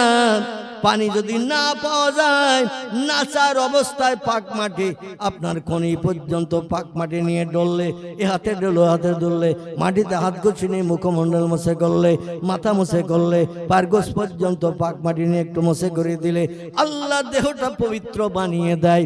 বাইজিদ বলছেন শেষ পর্যন্ত যদি সন্ধ্যার আগ পর্যন্ত চেষ্টা চালিয়ে যদি পানি না পাই, তখন বাধ্য হয়ে আমি মাটি নিয়ে তায়াম্মুম করে আসরের নামাজটা আদায় করব। এই চিন্তা ভাবনা নিয়ে সামনের দিকে এগিয়ে যাচ্ছেন, একমাত্র চিন্তা পানি পানি পানি। হঠাৎ দূরে নজরে দেখতে পেয়েছেন একটা ঝুপড়ি ঘর। জোরে বলুন একটু সুবহানাল্লাহ। একটা ঝুপড়ি ঘর জঙ্গলের এক কিনারার দিকে, লোকালয় আসো আসো ভাব, গহীর জঙ্গল ছেড়ে বাইরের দিকে এগিয়ে আসেন। আস্তে আস্তে একটা ঝুপড়ি ঘর নজরে পড়েছে। বাইজিদের কলিজাটা ঠান্ডা হয়ে গেছে। নিশ্চয়ই ঘর যখন একটা দেখছি, নিশ্চয়ই ঘরে মানুষ বাস করে, আর যেখানে মানুষ বাস করে সেখানে পানি থাকবে না থাকবে না? ধোঁয়া যদি কোথাও ওড়ে, তাহলে মানুষ দূর থেকে ধোঁয়া উঠতে দেখলে ও ধোঁয়ার তলায় একটু আগুনের লাইন আছে না নাই? রাস্তায় যদি গরুর গোবর কোথাও দেখতে পান, তাহলে এটা বুঝতে কি অসুবিধা হবে? একটা গরু নিশ্চয়ই এখান থেকে কিছু সময় আগে চলে গেছে, যার কারণে গরুটা পায়খানা করেছে, রাস্তার উপরে পড়ে আছে। এটা হলো নিদর্শন, এটাকে দর্শন শাস্ত্র বলা হয়। বাইজিদ চলতে চলতে ওই বাড়িটার কাছে এসে এদিকে ওদিকে তাকায়, প্রাচীর দিয়ে বাড়ির ভিতরটা ঘেরা, সামনের দিকে ঝোপড়ে ঘর একটা, দরজা লাগানো, লোকজন কেউ নাই। বাড়িতে একজন লোক ছিল, কিন্তু সেই লোকটা বাড়ি নাই, সে নিজের সংসারের প্রয়োজনে চলে গেছে বাইরে। বাইজিদ এদিক ওদিকে ঘুরে দেখে কোনো লোকজনের আনাগোনা যখন পেল না, ওদিকে সন্ধ্যা ভাব হয়ে গেছে, দরজায় ঘা মেরে দিয়েছে। দরজায় ঘা মেরে বলছেন, ইয়া হালাল বাইত ইখরিজ বাবা কাম, ও বাড়িতে কোনো বাড়িওয়ালা যদি কেউ থাকো, বাড়ির মালিক যদি কেউ বাড়ি থাকো, একটু দরজা খোলো, বেরিয়ে এসো। আমি একজন মেহমান আগন্তুক, রাস্তার পথিক, বড় বিপদের মাঝখানে পড়েছি। বাইরে কোনো লোকজনের গতাগঙ্গ দেখছি না, আনাগোনা দেখছি না, এই জন্য দরজায় ঘা দিলাম। যদি কেউ থাকো তাড়াতাড়ি দরজা খুলে বেরিয়ে এসো। ইচ্ছাকৃত আসরের নামাজ কাজা হয়ে যাবে, আমি বাইজিদ ওটা পছন্দ করি না। জোরে বলুন একটু সুবহান। এখন কয়েকবার ঘা দেওয়ার পরে ওই বাড়িতে একজন মেয়ে ছেলে ছিল, 17 বছর তার বয়স, বিবাহিত একজন নবদম্পত যুবতী মেয়ে ওই বাড়িতে ছিল। প্রাচীর দিয়ে চতুর্দিকে ঘেরা, সামনের একটা দরজা, দরজাটাও লক করা, কারণ তার স্বামী বাড়ি নাই। এই জন্য বলেছেন, আমি বাড়ি না ফেরা পর্যন্ত দরজা খুলবে না, কোনো লোকজন এসে আবার বিপদে ফেলবে, এই জন্য আমি বাড়ি না আসা পর্যন্ত দরজা খুলবে না। স্ত্রী যখন বারবার করে ডাকছে, একটু দরজা খোলো, দরজা খোলো, চরম বিপদে পড়েছে। মেয়ে ছেলেটি পর্দা পুশিদার ভিতর দিয়ে দরজার কাছে বলছেন, মান আনতাম ইসমুকা, কে আপনি, আপনার নাম পরিচয় দিন। উনি বলে, আনা বাইজিদ, আমি এলাকার একজন অধিবাসী, আল্লাহর একজন বান্দা, আমার নাম হলো বাইজিদ। মেয়েটি জিজ্ঞাসা করছেন, মা হালুকা মাখবারু কাইয়া, কি খবর, কি জন্য আমাদের দরজায় বারবার কড়া নড়া দিচ্ছ, ঘামাচ্ছ? বলছে, আমি আসরের নামাজ এখন আদায় করতে পারিনি, এই জন্য একটু পানি চাইছি, যাতে পানিটা নিয়ে আমি ওযু করে দেহটা পবিত্র বানিয়ে আসরের নামাজটা আদায় করতে পারি। মেয়ে ছেলেটি বলছে, বাইজিদ বাড়িতে কোনো লোক নাই, আর আল্লাহ কোরআনে জানিয়ে দিয়েছেন নারীদের জন্য পর্দা ফরজ। আমি দরজা খুললে আমারই তুমি দেখতে পাবে, আল্লাহর দরবারে হাসরে মাটি বড় বিপদগ্রস্ত হয়ে যাব, জাহান্নামে হয়ে যাব। স্বামী ঘরে নাই, বাড়ি থাকলে স্বামীকে দিয়ে পাঠিয়ে তোমার সমস্যার সমাধান করাতে পারতাম, কিন্তু স্বামী বাড়ি নাই। বাইজিদ বলে, তাহলে আমার ওযু হবে না। মেয়েটি বলছে, আসলে আমাদের বাড়িতে কোনো পানি নাই, স্বামী বাড়ি আসবে, বাড়ি আসার পরে আমার স্বামী ওই পাহাড়ের ঝর্ণায় যে পানি নিয়ে আসবে, তারপরে বাড়িতে পানির প্রয়োজন মিটবে, অপেক্ষা করো, দেরি করো আমার স্বামীর বাড়ি আসা পর্যন্ত। বাইজিদ বলল, দেরি করতে গেলে আমার তো আসরের নামাজ কাজা হয়ে যাবে, কি বিপদে কি মুসিবতে পড়েছে। এমত অবস্থাতে মেয়েটি বলছেন, তাহলে আপনি কুমকুমিয়া কি, আপনি একটু দাঁড়ান, আমি প্রয়োজন আমার বাড়ির পানি প্রয়োজনটা একটু মিটায়ে আপনাকে পানি দিচ্ছি। মেয়েটি সদর দরজা ছেড়ে দিয়ে ভিতর দিককার দরজা দিয়ে কলসটা কাকে নিয়ে ওই পাহাড়ের ঝর্ণায় চলে গেছেন। 3 কিলোমিটারের মতো দূর। কত দূর? 3 কিলোমিটারের মতো, 2 মাইলের মতো দূর। আচ্ছা, 2 মাইল যাওয়া হেঁটে, 2 মাইল আসা হেঁটে নামাজ হবে? ও মগরিব যাব হবে না? হবে না। এই মগরিব যাব হবে না, আসর তো দূরে থাক, মগরিব যাব হবে। বাইজিদ বলছে, ইচ্ছাকৃত বাড়ির মেয়েটি আমার নামাজ কাজা করিয়ে দিল। শরীয়তে কোনো মাজুরি অবস্থা থাকলে কাজা নামাজ আদায় করা যাবে, তবে ইচ্ছাকৃত নয়।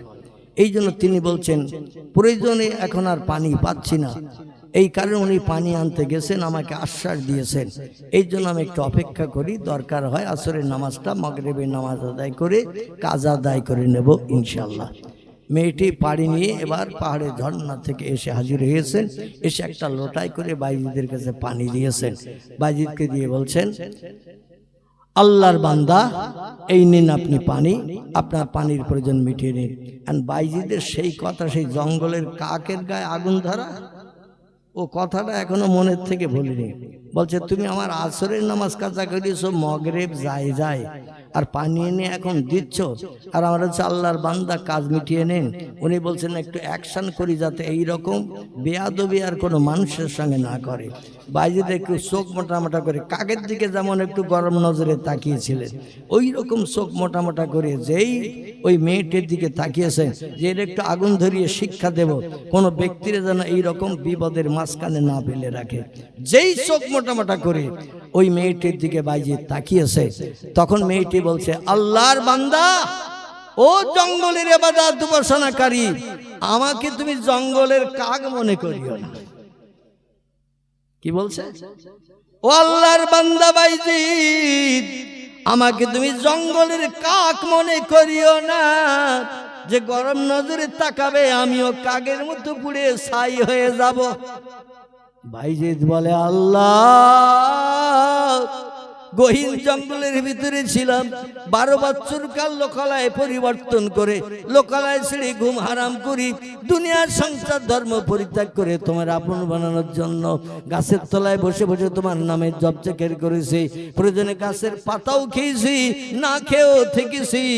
আর জঙ্গলের, গহীন জঙ্গলের ভিতরে একটা লোকজন কেউ নাই, আর সেইখানে ওই কাক আমার মুখে পায়খানা করে দেওয়ার কারণে আমি রাগ সহ্য করতে না পেরে একটু গরম নজরে তাকানোর কারণে কাকটার গায়ে আগুন ধরে দিয়ে পুড়ে ছাই হয়ে নিচে পড়েছে। আল্লাহ, দুনিয়ার কেউ তো জানে না, এই মেয়েটি জানলো কি করে? বাইজিদ বলতে তোমার পানি নিয়ে উজু করার স্বাদ আমার মিটে গেছে। এখন এই জঙ্গলের ভিতরে কাকের দিকে গরম নজরে তাকিয়েছিলাম, আর তার গায়ে আগুন ধরে পুড়িয়ে যে নিচে পড়েছে, এ তত্ত্ব তোমার দিল কে? মেয়েটি বলছে বাইজিদ কিছু মনে করিও না।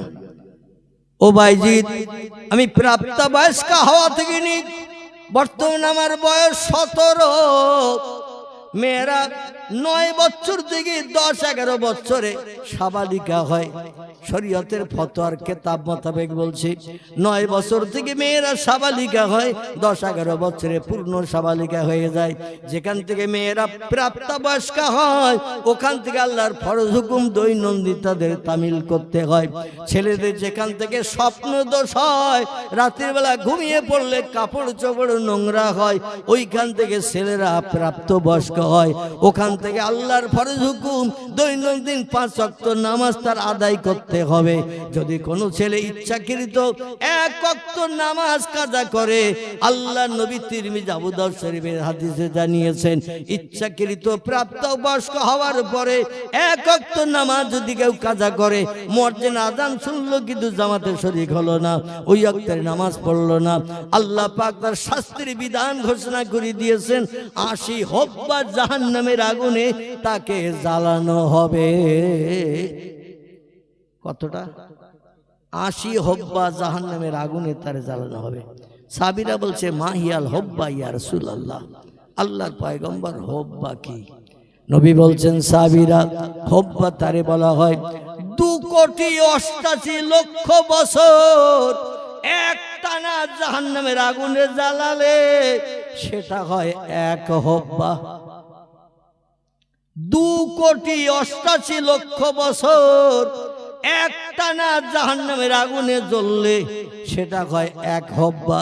আর ইচ্ছাকৃত 1 ওয়াক্ত নামাজ প্রাপ্ত বয়স্ক নারী পুরুষ যুবক যুবতী এরা যদি নামাজ কাজা করে, আল্লাহ পাক তাকে 1 ওয়াক্ত নামাজ কাজা করার জন্য 80 হব্বা জাহান্নামের আগুনে জ্বালাবেন। দৈনন্দিন আমরা কত মানুষ আজ জলসা এসে বসেছি, 1 ওয়াক্ত নামাজ আজকের টোটাল এই এশা পর্যন্ত আমরা আদায় করিনি। ঠিক আছে? ঠিক বললাম না ভুল বললাম? ফজর থেকে নিয়ে এশা পর্যন্ত 5 ওয়াক্ত নামাজ আজকে যেটা চলে গেল, এই দিনটা হাজার চেষ্টা করলে আর ফিরিয়ে আনতে পারবো? চায়ের দোকানে বসে, ক্লাব ঘরে বসে, বিভিন্ন জায়গায় বসে আজান শুনতে পেয়েছি কিন্তু জামাতে শরীক হতে পারিনি। নবীর কথা মিথ্যা না সত্য? কোরআনের কথা মিথ্যা না সত্য? অবশ্যই একদিন আল্লাহ কোরআন সত্য প্রমাণ করে দেখাবেন। সেদিন কিন্তু আমাদের জীবনে এই সমস্ত শাস্তিগুলো বাস্তব জীবনে ঘটবে। তবে সেদিন কেউ কারো পাশে দাঁড়িয়ে শস্য দানা পরিমাণ উপকার করতে পারবে না। এজন্য মজলিসে দ্বীন শরীয়তের আলোচনা শুনতে আসলে অত দুটো একটা করে আমল করিয়ে বাড়ি যাওয়ার দরকার আছে না নাই? দুটো একটা আমল করে বাড়ি যাওয়ার প্রয়োজন আছে। যাই হোক, বাইজিদ বোস্তামি ডেকে বলছেন, ও মা, আমি জঙ্গলের ভিতরে একটু গরম নজরে কাকের দিকে তাকিয়েছিলাম। ও মা জননী, তুমি কি করে জানলে? মেয়েটি বলছে, আমি যেদিন থেকে প্রাপ্তবয়স্কা হয়েছি, সাবালিকা হয়েছে, সেখান থেকে আজ পর্যন্ত নাপাক থাকলে আল্লাহ মেয়েদের জন্য ওই কয়দিন নামাজ মাফ করে দিয়েছেন, তার কাজাও আদায় করতে হয় না। জোরে বলুন একটু সুবহানাল্লাহ। কিন্তু মেয়েরা নাপাকি অবস্থায় যদি রমজান মাসে কোনো রোজা ছেড়ে যায়, রমজান মাসে সারা বছরে 1 মাস রোজা, এই জন্য তাদের পরবর্তী মাসে যে ওই কাজা কটা আদায় করে দিতে হয়। কিন্তু অন্য মাসে যদি নাপাকির কারণে নামাজ কাজা হয়ে যায়, আল্লাহ তাদের মাফ করে দিয়েছেন। মেয়েটি বলছেন, শুনুন, আমি যেদিন থেকে প্রাপ্তবয়স্কা হয়েছি, পয়গম্বরের জীবন আদর্শকে বাস্তব জীবনে রূপদান করে চলতে দিন, আমি আজ পর্যন্ত, আমার বর্তমান বয়স 17 বছর, আমি 1 ওয়াক্ত নামাজ কাজা করিনি। মান কানা লিল্লাহ কানা আল্লাহু লাহু। আল্লাহ নবী বলছেন, যে লোকটি আল্লাহর আপন হয়, আল্লাহ তার আপন হয়। কেমন আপন হয়েছেন? বাইজিদ বলছেন, তারপর বলে, শুনুন, আমার স্বামী জঙ্গলে কাঠ কাটে, আমার স্বামী জঙ্গলে কাঠ কাটে, আর আমাকে প্রাচীরের দরজা লাগিয়ে দিয়ে ঘরের ভিতরে রাখে। আমি বাড়ির ভিতরে থাকি।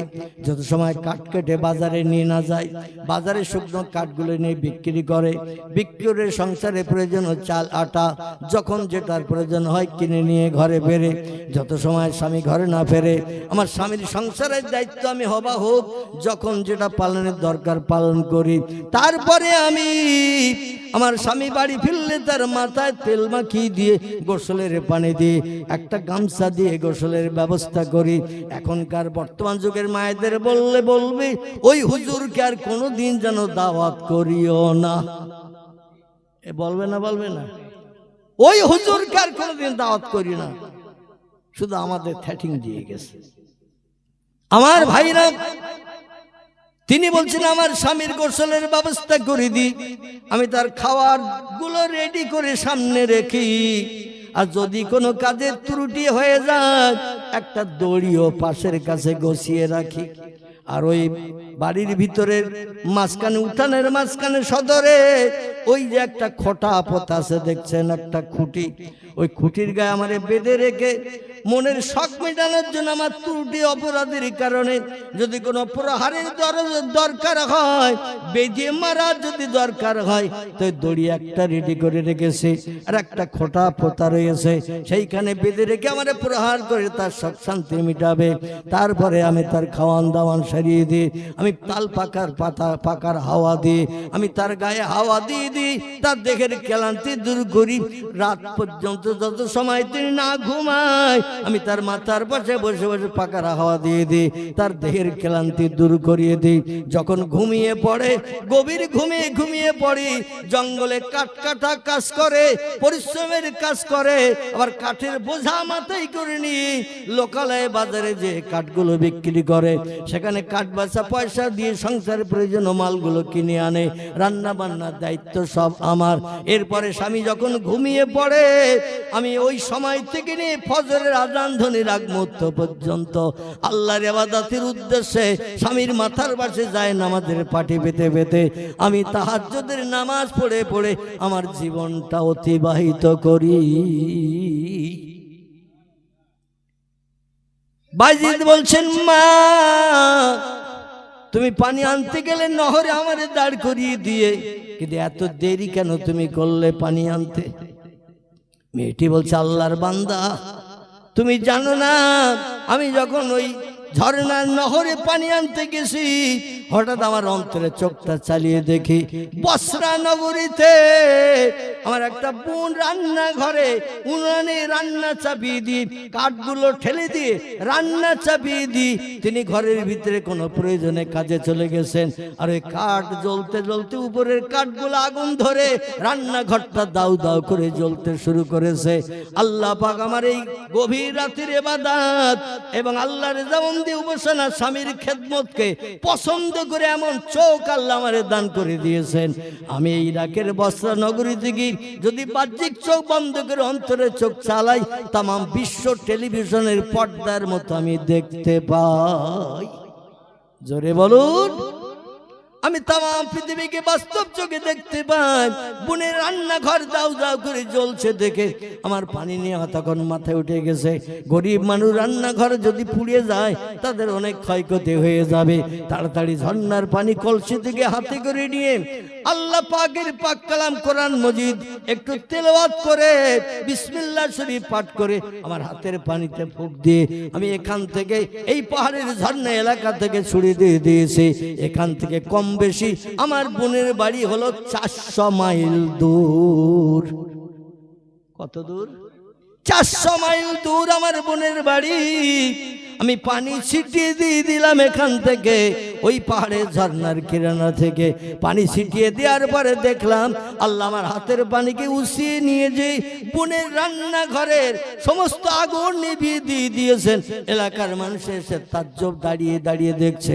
তাদেরও কাছে কোনো আগুন নিবানোর কিছুই ছিল না।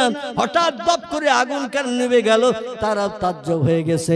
বাইজিদ বলছেন, মা পানির দরকার নাই, ওযুর প্রয়োজন নাই, তোমার বোনের নাম বলো, বোনের নাম বলো, আমি সেখানে যাব। তুমি এখান থেকে পানি ছিটিয়েছো আর 400 মাইল দূর 600 কিলোমিটার দূরে বোনের রান্না করে আগুন ধরে আগুন নিভে গেছে। কাউকে কোনো পানি টানি দিতে হয় নাই, কাউরে কোনো ব্যবস্থা করতে হয় নাই। এটা আমি বাস্তব চোখে না দেখা পর্যন্ত বিশ্বাস করতে পারছি না। মেয়েটি বলছেন, ভাইজিদ আল্লাহে লা শাক্কা ফিহে, সেই খোদার কসম খেয়ে বলছি আমি মিথ্যার একটা লেশমাত্র শব্দ ব্যবহার করি নাই। যদি তুমি দেখতে যেতে চাও যাও, আমার বোনের ওই ঝলসানো পোড়া ঘরটা তুমি এখনো যেয়ে দেখতে পাবে। জোরে বলুন সুবহানাল্লাহ। বাইজিদ বোস্তামি সেখানে চলে গেলেন। লম্বা ঘটনা আমি খুব সংক্ষেপ করে বলছি, কারণ সময় শেষের দিকে চলে এসেছে। পরবর্তী বক্তা আসবেন, কিছু আলোচনা রাখবেন। এখন বাইজিদ বোস্তামি ওখান থেকে দেখে দৃশ্য দেখে জিজ্ঞাসাবাদ করছেন, এটা কার বাড়ি? বলে অমুক লোকের বাড়ি। ওনার স্ত্রীর নাম? বলে অমুক। বলে কি ঘটনা ঘটেছিল? বলে রান্নাঘরে রান্না চাপিয়ে দিয়ে কাঠ জ্বালিয়ে দিয়ে প্রয়োজনে কাজে চলে গিয়েছে অন্যদিকে। রান্নাঘরে যে কাঠ ধরতে ধরতে পাশের যে কাঠের বোঝা ছিল সেই বোঝে আগুন ধরে যে দাউ দাউ করে আগুন ধরে রান্নাঘর ধরে গিয়েছিল। আমরা দূরের থেকে শুধু আগুন দেখতে এসেছিলাম, কিন্তু ঝপ করে কে কোথা থেকে কি দিল, হঠাৎ করে আগুন দপ করে নিভে গেল। আমরা এই দৃশ্য থেকে তাজ্জব হয়ে গেলাম। বাইজিদ বলছেন, আল্লাহে লা শাক্কা ফিহে, সেই খোদার কসম আমি এখান থেকে 400 মাইল দূর থেকে যে খবর শুনে এসেছি। এই মেয়েটির বোনের নামকে একটু জিজ্ঞাসা করো। বলে না, বোনের নাম হলো ফতেমা। বলে আমি সেই ফতেমার কাছ থেকে শুনে এসেছি। আমার এখনো জঙ্গলে ইবাদত বন্দেগী উপাসনা তপস্যা করার এখনো অনেক বাকি। জোরে বলুন একটু সুবহানাল্লাহ। পয়গম্বর মুহাম্মদ রাসূলুল্লাহ সাল্লাল্লাহু আলাইহি সাল্লাম বিয়ে করে খাদিজারে নিয়ে চলে এসেছেন বাড়ি। খাদিজা বলছেন, ইয়া জাউজি, এ প্রাণের স্বামী, আপনার এই ঘরে ঢোকার আগে আমার দুটি প্রস্তাব আছে। নবী বলছেন, মা সালাকি ইয়া জাউজাতি, বিবি খাদিজা খয়ালে দুহিতা, কি তুমি আমার ঘরে ঢোকার আগে আমার কাছে জানতে চাইছো? খাদিজা বলছি, ইয়া রাসূলুল্লাহ, এ আমার প্রাণের স্বামী, এতদিন পর্যন্ত আমি যখন যেটা বলতাম বিয়ের আগ পর্যন্ত আপনি আমার বাড়ির গোলাম চাকর ছিলেন কিনা, মানদারের দায়িত্ব পালন করতেন কিনা? নবী বলছেন, চাচা থেকে ঠিক করে দিয়েছিল সংসারের উন্নতির জন্য, সংসারটা যাতে সুস্থভাবে চলে। আর আমি এমনি এমনি ঘুরে বেড়াতে পছন্দ করতাম না। যুবক মানুষ কোনো কাজ করব না, সংসারের উন্নতি কাজ করব না, এটা আমিও পছন্দ করতাম না। কাজের সন্ধান যখন হয়ে গেল আমি আনন্দে আত্মহারা হয়ে গেলাম। তাই তোমার ঘরে কাজ করতাম, মাস গেলে মাইনে পেতাম, চাচার হাতে তুলে দিয়ে দিতাম। বিবি গো, হযরতে খাদিজা বলছেন, প্রাণের স্বামী, আমার ঘরে যখন দীর্ঘদিন আপনি গোলামগিরি, চাকরগিরি, বান্দারগিরি করেছেন, আইয়া রাসূলুল্লাহ, প্রাণের স্বামী, আমি যখন যেটা বলতাম আপনি সেটার মর্যাদা দিতেন না। নবী বলছেন, মালিকের কথা না শুনলে, বাড়ির মালিকের হুকুম না তামিল করলে কোনো গোলাম চাকরের সেখানে ভাত হয় না। মালিক যেটা বলে সেটা গোলাম চাকর মানদারকে শুনতে হয়। এজন্য আপনি ছিলেন আমাদের কর্তা, মালিক, আপনার হলাম আপনার কর্মচারী। এই কর্মচারী হিসেবে যা বলতেন তাই শুনতাম। খাদিজা বলতেন, আজকের আমার আপনার ঘরে ঢোকার আগে তথ্য, এখান থেকে নিয়ে যতদিন পর্যন্ত বাঁচবো আপনি হুকুম করবেন আর আমি শুনবো, আমার একটা হুকুম আপনার মান্যতা দিতে হবে না। জোরে বলুন একটু সুবহান। এখান থেকে যতদিন আমি বাঁচবো আপনি যেটা প্রয়োজন হবে আমার কাছে হুকুম করবেন, আপনার হুকুমের মান্যতা আমি দেব, কিন্তু আমার হুকুম আপনার আর শুনতে হবে না। কারণ আমার চাচা ওয়ারকা বিন নাওফলের মাধ্যম দিয়ে, আপনার চাচা আবু তালেবের মাধ্যম দিয়ে আমরা বিবাহিত জীবনে এখন অ্যাডজাস্ট হয়েছি, বিবাহিত জীবনে আমরা সংসার করতে এসেছি। এখন থেকে আপনি আমার মালিক, আমি আপনার গোলাম চাকর মানদার, যেটা বলবেন শুনবো, কোনোদিন আপনার হুকুমের খেলাপ করব না। জোরে বলুন সুবহানাল্লাহ। নবী বললেন, স্বামীর হুকুমের মান্যতা দিলে সংসারে জান্নাতি সুখ আসবে, এ সংসারে কোনোদিন অভাব অনটন, দুঃখ দুর্দশা, অশান্তি আসবে না। খাদিজা বলছেন, প্রাণের স্বামী, আপনার ঘরে ঢোকার আগে আমি বিবাহিত হয়ে প্রথমে এসেছি এই মক্কার কাবা ঘরের পূর্ব দিকে, ঘরের দরজার সামনে আমার 2 নম্বর একটা প্রস্তাব আছে। নবী বলছেন, মা সালা কি আজাউজাতি, এই প্রাণের বিবি খাদিজা, আবার 2 নম্বরে কি বলতে চাও?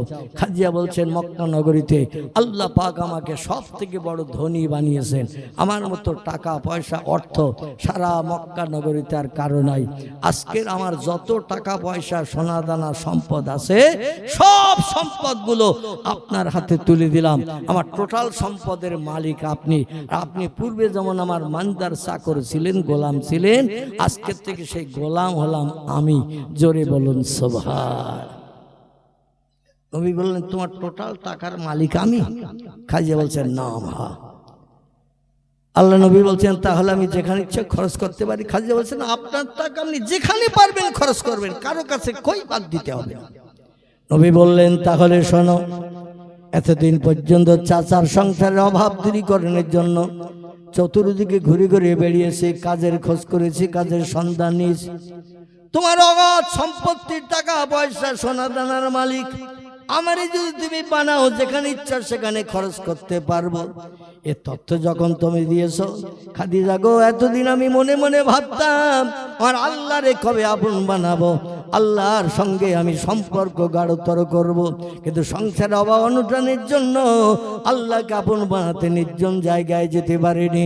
টাকার মালিক যখন আমি, যেটা বললো তুমি শুনবে, তাহলে আমারও 2টি কথা তোমার কাছে আছে।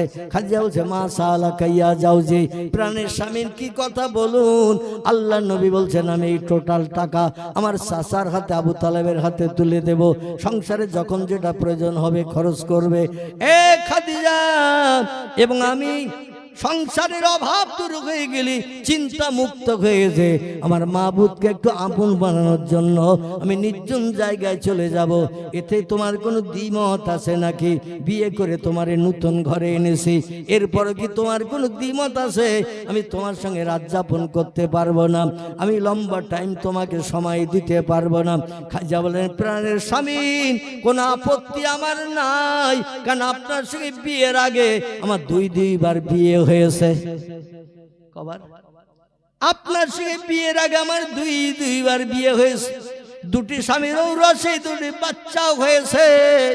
আমার জীবন যৌবনের ক্ষুধা পূর্বে কম বেশি মিটে গেছে। আপনি হলেন বিশ্ব সুন্দর, মুস্কি মুস্কি হাসেন, মিষ্টি মিষ্টি কথা বলেন, মধুমাখা মধুর মতো কথা আপনার কণ্ঠে জারি হয়। আর আমি চাই না আপনি অখুশি হন, আপনি যেখানে ইচ্ছা সেখানে যেতে পারেন নিজের সমস্যার সমাধানের জন্য। আমার তরফ থেকে কোনো বাধা আপনি পাবেন না, কোনো বাধা আমি দেব না, কারণ পূর্বে আমার 2বার বিয়ে হয়েছে। আমাকে আপনি ঘরে রেখে যেখানে ইচ্ছা সেখানে যেতে পারেন, আমি কোনো আপত্তি করব না। জোরে বলুন একটু সুবহানাল্লাহ। আমাদের দেশে 22 বছরের মেয়ে 24 বছরের ছেলে বিয়ে শাদী হলো দেখাশুনো করে, বিয়ের পরে যখন বাড়িতে নিয়ে এসেছে স্বামী বলছে শোনো আমি কাল সকালে কিন্তু ফ্লাইটের টিকিট কাটা আছে, চলে যাব সৌদি আরবে, চলে যাব ইন্দোনেশিয়ায়, চলে যাব মালয়েশিয়ায়, চলে যাব দুবাইতে, বাড়ি ফিরবো 9 বছর পরে। শুধু বিয়ের জন্য অপেক্ষা করছিলাম, করতে করতে আর একটা দিন মাত্র বাকি, কাল সকালে চলে যাব দমদম এয়ারপোর্ট থেকে ফ্লাইট ধরে। ওই মেয়েটি কি স্বামীর কথা শুনে খুশি হবে না অখুশি হবে? মেয়েটি বলবে প্রাণের স্বামী আমার সারা জীবনের জীবন যৌবনের ক্ষুধা নিবৃত্তির জন্য আপনাকে আপন বানিয়েছি, আপনার জীবন যৌবনের ক্ষুধা নিবৃত্তির জন্য আমি বিবাহের মাধ্যম দিয়ে দায়িত্ব পালন করেছি। আপনি যদি বাড়িতে আগামী কাল পরে পরশু দিন আর না থাকেন, আপনি যেখানে যাবেন আমাকে সেখানে নিয়ে চলেন। আমি ভরসমর্থ যুবতী নারী 22 বছর 20 বছরের যুবতী নারী স্বামী ছাড়া কোনোদিন থাকতে পারবো না। জোরে বলুন একটু নাউজুবিল্লাহ। অধিকাংশ মেয়েরা এ কথা বলবে না, বলবে না। তুমি যাবা যেখানে আমারে নিয়ে যাও সেখানে, তুমি থাকবে যেখানে আমাকে নিয়ে যাও সেখানে, তোমার ছাড়া আমার পক্ষে থাকা সম্ভব। মা খাদিজাতুল কুবরা আমাদের মেয়েদের থেকে উল্টো তথ্য দিয়েছিলেন, যেখানে পারেন সেখানে চলে যান, আপনার ভবিষ্যৎ জীবনের সুখ সম্পদের জন্য আমি কোনো বাধা হব না। জোরে বলুন সুবহানাল্লাহ। এই জন্য স্ত্রীকে ঘরে রেখে, বিয়ে করে স্ত্রীরে ঘরে রেখে একটানা 15 বছর হেরা পাহাড়ের মাথায় আল্লাহর সিদ্ধি সাধনার সুযোগ পেয়েছিলেন। যদি কোনো যুবতী মেয়ে হতো 16-18 বছরের মেয়ে, আমাদের নবীকে 15 বছর একটানা পাহাড়ের মাথায় থাকতে দিত? কথা বলেন, থাকতে দিত? বলতো তুমি যেখানে থাকবে আমারে নিয়ে যাও সেখানে, আমি তোমার ছাড়া থাকতে পারবো না। এই জন্য পৃথিবীর মেয়েরাও নজির সৃষ্টি করেছে। অমা আলাইনা ইল্লাল বালাগ। পরবর্তী বক্তা এসে গেছেন, আরো কিছু সময় তথ্যমূলক আলোচনা শোনেন, তারপরে শেষ দোয়া করে সকলে বাড়িতে আপন আপন গৃহে প্রত্যাবর্তন করবেন। রাজি আছেন তো সকলে? আচ্ছা, কে কে থাকবেন একটু হাত তুলে দেখান তো, আমি একটু দেখে যাই। শেষ দোয়া পর্যন্ত থাকবেন কে কে? একটু হাত তোলেন না। কি হাত উঠবে না?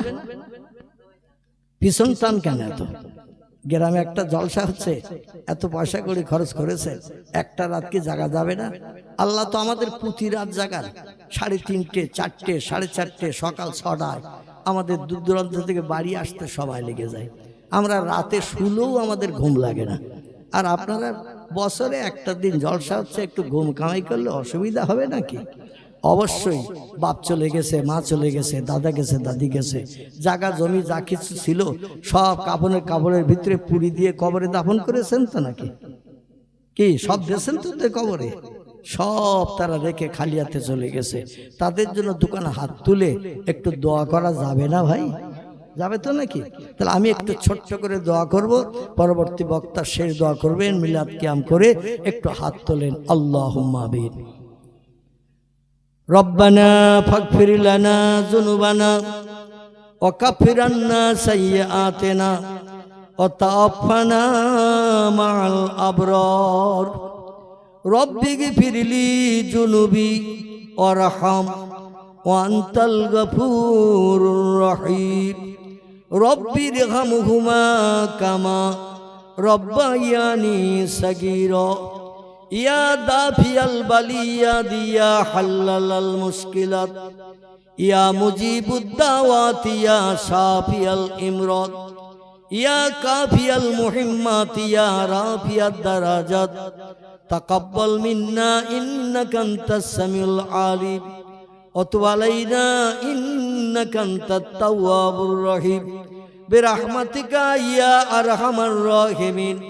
وحق لا إله الكمال الأوصاف المنعوت فقد قال الله تعالى في كلامه المجيد وفي الفرقان الحميد أعوذ بالله من الشيطان الرجيم بسم الله الرحمن الرحيم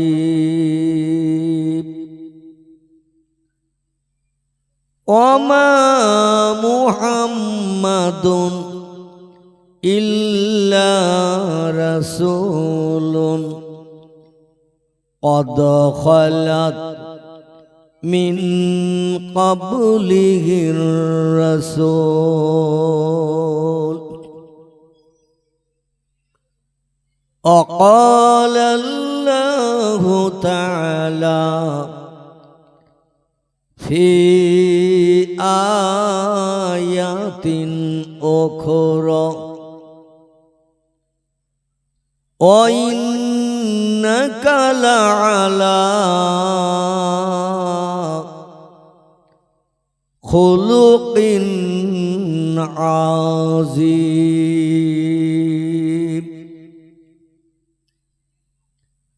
وقال النبي صلى الله عليه وسلم ولا تزال طائفة من أمة الأوسن إنه سيكون في الأمة كذابون وسلاس كلهم يزعم أنه نبي الله وأنا خاتم النبيين لا نبي بعدي وقال النبي صلى الله عليه وسلم إنما بعثت معلما وقال الله تعالى في آية أخرى كنت نبيا وآدم بين الماء والطين প্রাণ খুলে গলা ছেড়ে উচ্চ রবে বলুন আল্লাহু আকবার। যাদের কাছে কোরআনের কথা মিথ্যা হিসাবে বিবেচিত, পয়গম্বর মুহাম্মদ রাসূলুল্লাহ জবানির ভিতরে সব তথ্যগুলো মিথ্যা ভুলে ভরা, কারণ তিনি স্কুলে যান নাই, কলেজের চৌকাট পার হন নাই, কোন হাই স্কুলের দরজা পেরোয়নি, স্কুলের অ্যাটেন্ডেন্সের খাতায় যার নাম লেখা হয়নি, খাতা কলম দিলে যিনি সারা জীবন নাম লিখতে পারেননি, বই দিলে যিনি পড়তে পারেননি। বর্তমান প্রযুক্তি যুগের কিছু উচ্চশিক্ষিত ব্যক্তিরা তারা মুহাম্মদ রাসূলুল্লাহকে মূর্খ অজ্ঞ হিসাবে আখ্যায়িত করেছেন। আমরা কি সব ওই দলের লোক? আমরা যদি সকলে ওই দলের লোক না হই, তাহলে নবী মুহাম্মদ রাসূলুল্লাহ শিক্ষিত ছিলেন না মূর্খ ছিলেন? শিক্ষিত ছিলেন। যদি শিক্ষিত ছিলেন বিশ্বাস করি, তাহলে একটু আরেকটা বার উচ্চ রবে গলা ছেড়ে আমার মাবুদের নামে শুকরিয়া করতে আপত্তি থাকবে কারো? তাহলে আরেকটা বার বলুন আল্লাহু আকবার। وقال الله تعالى في شان حبيبه إن الله وملائكته ইউসাল্লুনা আলান নবিয়্যি ইয়া আইয়ুহাল্লাযীনা আমানু সাল্লু আলাইহি ওয়া সাল্লিমু তাসলিমা। আল্লাহুম্মা সাল্লি আলা সাইয়্যিদিনা মাওলানা ওয়া আলা আলি সাইয়্যিদিনা মাওলানা। নবীর নামে দরুদ শরীফ পড়লে আমাদের লাভ হবে না লস হবে? কিন্তু আমি তো লাভের নমুনা আপনাদের কণ্ঠ থেকে পাচ্ছি না। আমি আপনাদের সকলের সঙ্গে একমত। নবীর মহব্বতে গলা ছেড়ে ঠোঁটের মাধ্যম দিয়ে জিভের মাধ্যম দিয়ে আওয়াজ তুলে দরুদ শরীফ পড়লে লাভ বই লস হবে না। কিন্তু আমি ঘুরিয়ে যদি জিজ্ঞাসাবাদ করি কি লাভ হবে? লাভ হবে, আমি আপনাদের সঙ্গে একমত।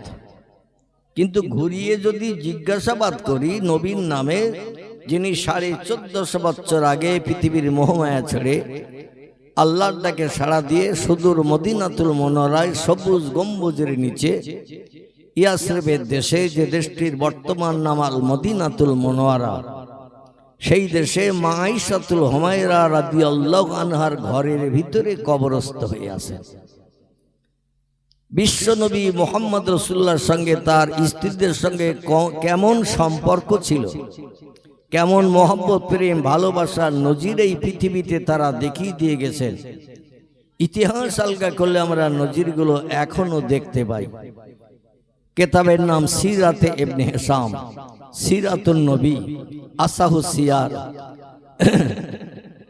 এমন করে আর রাহিকুল মাকতুম, মোহরাঙ্কিত স্বর্গীয় সুধা। বিশ্বনবীর বিভিন্ন জীবনী গ্রন্থ আলগা করলে আমরা তথ্যটি দেখতে পাই। আজকের আমাদের দেশের মেয়েদের যদি বলা হয়, খুব ভালো করে শুনবেন, লম্বা আলোচনা আমি করব না, কারণ কম বেশি আপনারা অনেকে জানেন, আবার অনেকে হয়তো খবর রাখেন না। আমি দীর্ঘ 4 বছর কাল কঠিন রোগে আক্রান্ত ছিলাম, একটানা 4 বছর। আমার 2টি কিডনি ড্যামেজ, 2টি কিডনি অকেজ হয়ে গিয়েছিল। একদিন বাদ একদিন বসিরহাট থেকে কলকাতা সেই আরএন টেগর হসপিটাল, একদিন বাদ একদিন আমাকে ডায়ালিসিস করতে যেতে হয়েছে 3.5 বছর। কতদিন বললাম? 3.5 বছর, একদিন বাদ একদিন। বাড়ি থেকে 82 কিলোমিটার রাস্তা যেতে হয়েছে, আবার 82 কিলোমিটার রাস্তা ডায়ালিসিস করার পরে বাড়ি ফিরতে হয়েছে। যেতে আসতে সময় লাগতো 9 ঘন্টা 9 ঘন্টার মতো। বাড়ি থেকে বেরিয়ে গেলে বাড়ি ফিরতে সময় লাগতো 9 ঘন্টা 9.5 ঘন্টার মতো, কারণ হসপিটালের বেডে শুয়ে থাকতে হতো পুরো 4 ঘন্টা, 5 মিনিট বেশি ছাড়া 5 মিনিট কম না। আর এই রকম মোটা মোটা 2টো সুচ হাতের শিরার ভিতরে, একটা এখানে একটা এখানে, তারপরে গলায়, তারপর বুকে, 3 জায়গায় চ্যানেল করা হয়েছে। 3.5 বছর একদিন রাত একদিন দেহের পানি বার করতে হয়েছে, কারণ 24 ঘন্টায় যা পানি খেতাম সব দেহে জমে যেত। 24 ঘন্টায় খুব কষ্ট করে পেশাব করলে 2 ফোঁটা পেশাব হতো। ক ফোঁটা বললাম? মানে কষ্ট করে পেশাব করলে 2 ফোঁটা হতো, আর বাকি পানি যা খেতাম পিপাসার জন্য সব দেহের ভিতরে জমে যেত। মানে কোনো জায়গায় যদি একটু সালাগত্ত করা হয় আর পানি যদি ঢেলে দেয়া হয়, পানিটা উপরে থাকে না, নিচে দিয়ে চলে যায়। তো আমার দেহে যেখানে যা গর্তগাত্তা ছিল পানি সব সেখানে যে জমা হতো। ব্যাঙ মারা গেলে 4 দিন পরে যেমন ফুলে মোটা হয়, দেহটা ওই রকম মোটা হতো।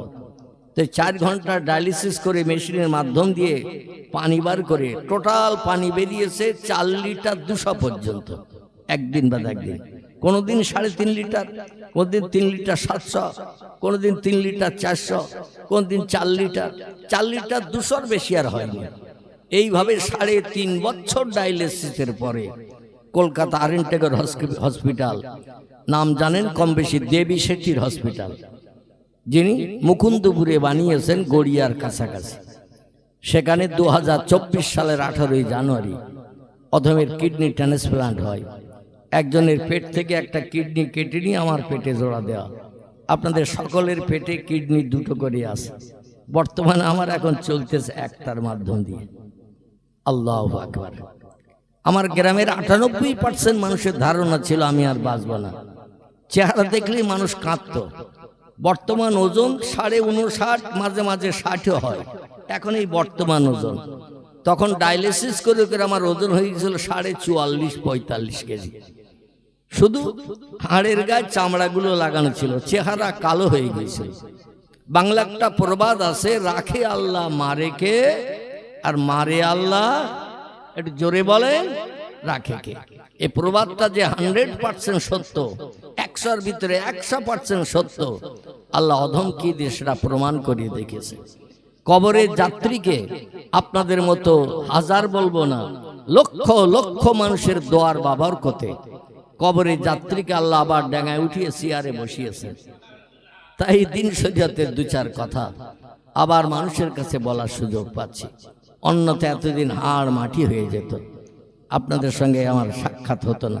আপনাদের এই পাড়ার 2টো ছেলে আমার খুব মহব্বতের ভক্ত, এরা প্রায় আমাকে দেখতে যেত। যাই হোক, তাদেরই আহ্বানের মাধ্যম দিয়ে আমি আপনাদের সঙ্গে অনেক দিন পরে আবার দেখা করতে এসেছি। যাই হোক, যেটা বলতে চাচ্ছি এবার আসুন, নিজের কথা আর বলবো না। আমি যেটা বলতে চাচ্ছি সেটি হলো এই, পয়গম্বর মুহাম্মদ রাসূলুল্লাহর মহব্বতে দরুদ শরীফ পড়লে লাভ হবে আমরা জানি, কিন্তু কি লাভ হবে ওটা আমরা জানি না। যার কারণে দরুদের উপরে মহব্বত, প্রেম, ভালোবাসা আমাদের নাই। কথাটা ঠিক বললাম না ভুল বললাম?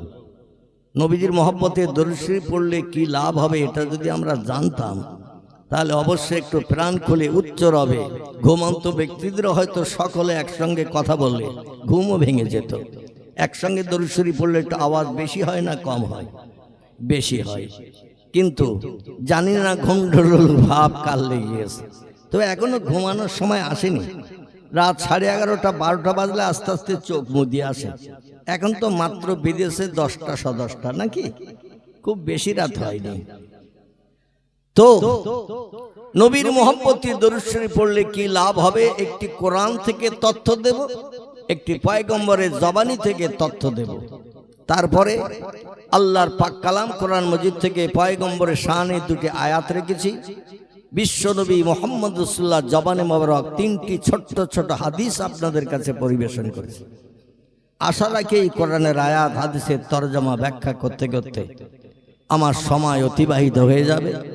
পরবর্তী বক্তা যিনি আসছেন, এখনো এসে ওঠেননি, তিনি আপনাদের সঙ্গে 4 চক্ষের মিলন ঘটাবেন ইনশাআল্লাহ।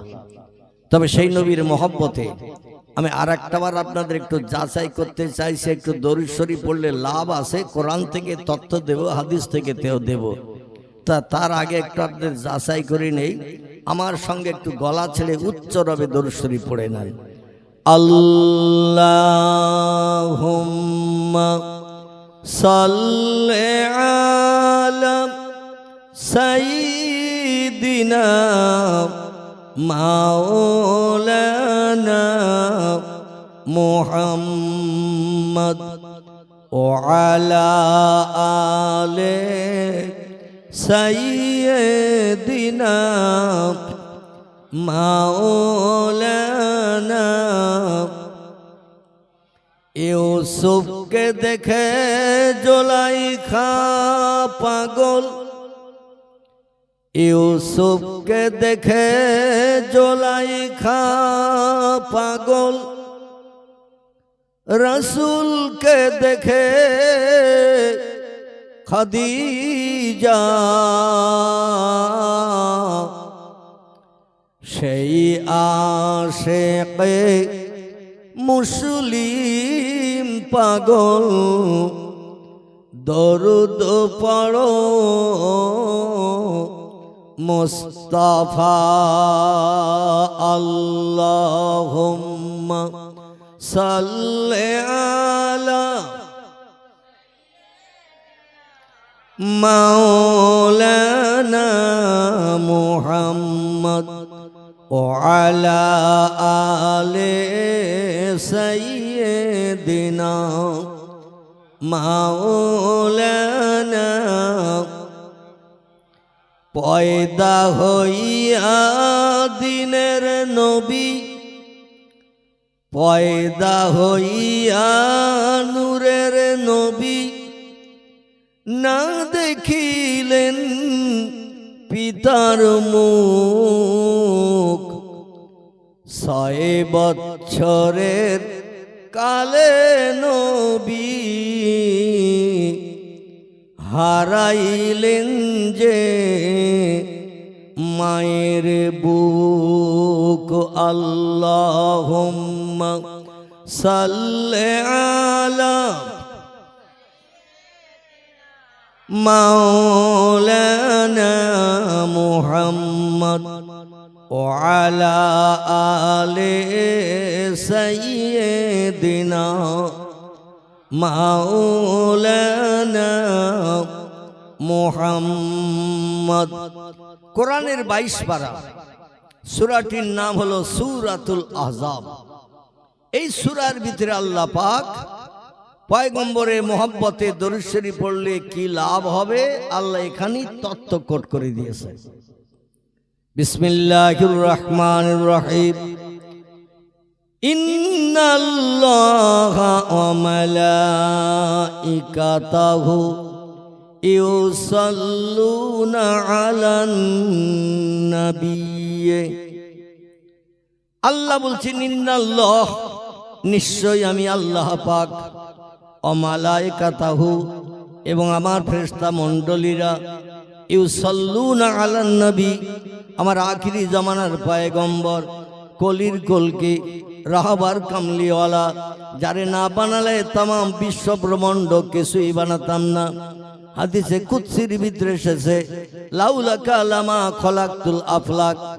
আল্লাহ পাক ইলহামের মাধ্যম দিয়ে জানিয়ে দিলেন, হাবিব আমি কোন সৃষ্টি কিছুই বানাতাম না যদি সৃষ্টির পূর্বে আপনাকে প্রথম না বানাতাম। আসমান জমিন চন্দ্র সূর্য গ্রহ নক্ষত্র সাগর সলিল পাহাড় পর্বত জান্নাত জাহান্নাম হুর গেলেমান ফেরেশতা মণ্ডলী কিছুই আমি বানাতাম না যদি সৃষ্টির পূর্বে আপনাকে না বানাতাম। এবং আপনি হলেন আমার সেরা সৃষ্টি। ও ইন্নাকা লাআলা খুলুকিন আযীম। চিল্লায়ে বলুন আল্লাহু আকবার। আল্লাহ বলছেন যত সৃষ্টি পৃথিবীতে তোমরা চোখে দেখতে পাও, বাঘ ভাল্লুক হাতি সিংহ গন্ডার ইঁদুর কুকুর বিড়াল সাপ বিচ্ছু ব্যাঙ মাছি মশা পিপিলিকা কীট পতঙ্গ জীবজন্তু, যা কিছু চোখে দেখতে পাও যা কিছু চোখে দেখতে পাও না, সমস্ত সৃষ্টির ভিতরে একজন ব্যক্তিকে আমি সেরা করে বানিয়েছি। তিনি হলেন আমাদের রাহবার কামলিওয়ালা, আমাদের ধর্মীয় নেতা, যার নাম আল্লাহ নিজেই পছন্দ করে লিপিবদ্ধ করে কোরআনে কোট করে দিয়েছেন। আমরা যারা এই মজলিসে এসে বসেছি, আমরা মায়ের উদর থেকে যখন দুনিয়ার মুখ দেখেছি, আমাদের নামগুলো কে রেখেছিলেন একটু বলেন? আমাদের নামগুলো রেখেছিল কে? কথা না বললে আমি কথা বলতে পারবো না। ভুল হলে সংশোধন হবে, সঠিক হলে আলহামদুলিল্লাহ আমি খুশিতে বাগ বাগ হব। তো এ থেকে আমি নিয়ত করে বসে থাকলে হবে না, কথা বলতে হবে। কথা বললে আমার কিছু দিতে সুবিধা হবে, আপনাদের নিতেও সুবিধা হবে। তত্ত্ব দিতে যে ভুল হলে যেন লজ্জা পাবেন না, সংশোধন হবে। আর তত্ত্ব সঠিক হলে আলহামদুলিল্লাহ আমি খুশিতে বাগ বাগ হব, আরো সামনে এগিয়ে যেতে সুবিধা পাবো। আমরা এই পৃথিবীতে যখন জন্মগ্রহণ করেছি, মায়ের উদর থেকে এই দুনিয়ার মুখ দেখেছি, আমাদের নাম রেখেছিল কে? শুধু বাপ? বাপ মা দাদা দাদি নানা নানি আপনজন আত্মীয় স্বজন বিভিন্ন লোক নাম রেখেছে। দুটো পাঁচটার নাম নিয়ে আবার যাচাই করে একটা নাম পছন্দ করা হয়েছে, ঠিক তো নাকি? যদি ভুল হয় ধরে দেবেন। রসুল বলছেন কুল্লু বনি আদমা খাত্তাউন, প্রত্যেকটা আদম বংশধর ভুলে ভরা গুনাহগার।